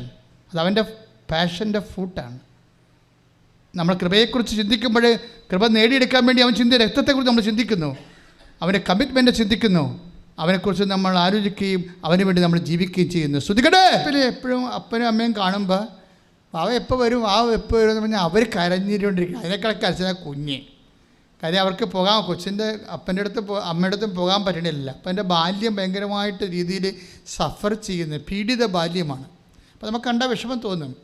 അപ്പോൾ അമ്മാമ്മയ്ക്കും അറിയാം ഇത്. അപ്പോൾ അമ്മാമ്മ പറയും, നമുക്ക് കൃപാസനത്തിൽ പോയി അമ്മയോട് പറയാം, കുഞ്ഞിന് വിസ കിട്ടാൻ, ഈ US വിസ കിട്ടാൻ വലിയ പാടാണ്. ഇവിടെ ഡെലിവറി ചെയ്താണേ. അവിടെ പ്രസവിച്ചാണെങ്കിൽ വലിയ പ്രശ്നമില്ല. ഇവിടെ പ്രസവിച്ചിരിക്കണ കാരണം അവർ കൊടുക്കാൻ വലിയ പാടാണ്. അവർ തന്നെ 1000 പേർക്ക് കൊടുത്ത് ലോട്ട് എടുത്തിട്ട് വരെ ഒരാൾക്കല്ലേ കൊടുക്കുന്നത്. ട്രംപിൻ്റെ കാലത്ത് അതും കിട്ടത്തില്ലായിരുന്നു. അപ്പം അങ്ങനെ വരുമ്പോൾ കുഞ്ഞിന് പോകാനുള്ളൊരു വാതിലടച്ച് ഇപ്പം അപ്പനും അമ്മയും അവിടെയും കുഞ്ഞിവിടെയും ആകുമ്പോൾ എന്തു ചെയ്യും? ഇവിടെ പരീക്ഷയ്ക്ക് പഠനത്തിൽ ചേർക്കാനും പറ്റണില്ല. അത് കിട്ടുമെന്ന് പറഞ്ഞുകൊണ്ടിരിക്കുകയാണ്. ഇവിടെ ചേർക്കാനും പറ്റുന്നില്ല, അവിടെ പോയി പഠിക്കാനും പറ്റണില്ല. ആകെപ്പാടെ കുഞ്ഞിൻ്റെ ജീവിതത്തിൽ ഇരുട്ട് കയറിയിരിക്കുകയാണ്. കുഞ്ഞിനെ അപ്പനെയും അമ്മയും കണ്ടിട്ട് അവിടെ ഒരു ക്രിസ്മസിനായാലും ഈസ്റ്ററിനായാലും കുഞ്ഞിന് സന്തോഷമില്ല. അപ്പോൾ അതുകൊണ്ട് അവർക്കും അതുപോലെ ഫീൽ ചെയ്യുന്നുണ്ട്. പക്ഷേ കിട്ടേണ്ടത് നമ്മുടെ കയ്യിലുള്ള അല്ലല്ല, അമേരിക്കൻ ഡിപ്പാർട്ട്മെൻ്റ് അല്ലേ കുഞ്ഞിന് വിസ കൊടുക്കേണ്ടത്. അവർ കൊടുക്കണില്ല. 1.5 കൊല്ലമായി. അപ്പോൾ അമ്മ ഉടമ്പടി എടുത്തിട്ട് പക്ഷെ അവർക്ക് നല്ല ബോധമുണ്ട്. അമ്മമ്മക്ക് അമ്മമ്മ എന്ന് പറഞ്ഞാൽ പ്രായമൊന്നുമില്ല, അവർക്ക് 56 വയസ്സേ ഉള്ളൂ. അപ്പോൾ അവർ കുഞ്ഞിന് പറഞ്ഞു, ബാവേ നീ തന്നെ എല്ലാ വീട്ടിലും കൊണ്ട് കൃപാസനം പത്രം കൊടുക്കാൻ പറഞ്ഞു. അവർക്ക് വേറെ മാർഗമൊന്നുമില്ല. അതാണ് വിഷയം. അമ്മമ്മ കുഞ്ഞിനെ നിർദ്ദേശിക്കണം. ആ സാക്ഷ്യം കിടപ്പണം, നല്ല സാക്ഷിയാണ്. വാവ തന്നെ ഇത് എല്ലാ വീട്ടിലും കൊണ്ടു നടന്ന് കൃപാസനം പത്രം കൊടുത്തിട്ട് അമ്മയോട് പറയണം, അമ്മേ എനിക്ക് എൻ്റെ അമ്മയുടെ അടുത്ത് പോകാനുള്ള വഴി കാണിച്ചു തരാൻ പറയും. പക്ഷെ നമ്മൾ കണ്ണ് നിറഞ്ഞു പോകും. കാര്യം 1.5 കൊല്ലമായി ഈ വിഷയം സഫർ ചെയ്യണത്. പക്ഷേ ഈ പറഞ്ഞ പോലെ കൃപാസനം പത്രം 10ാമത്തെ വീട്ടിൽ കൊടുത്തായിട്ട് ഓർമ്മ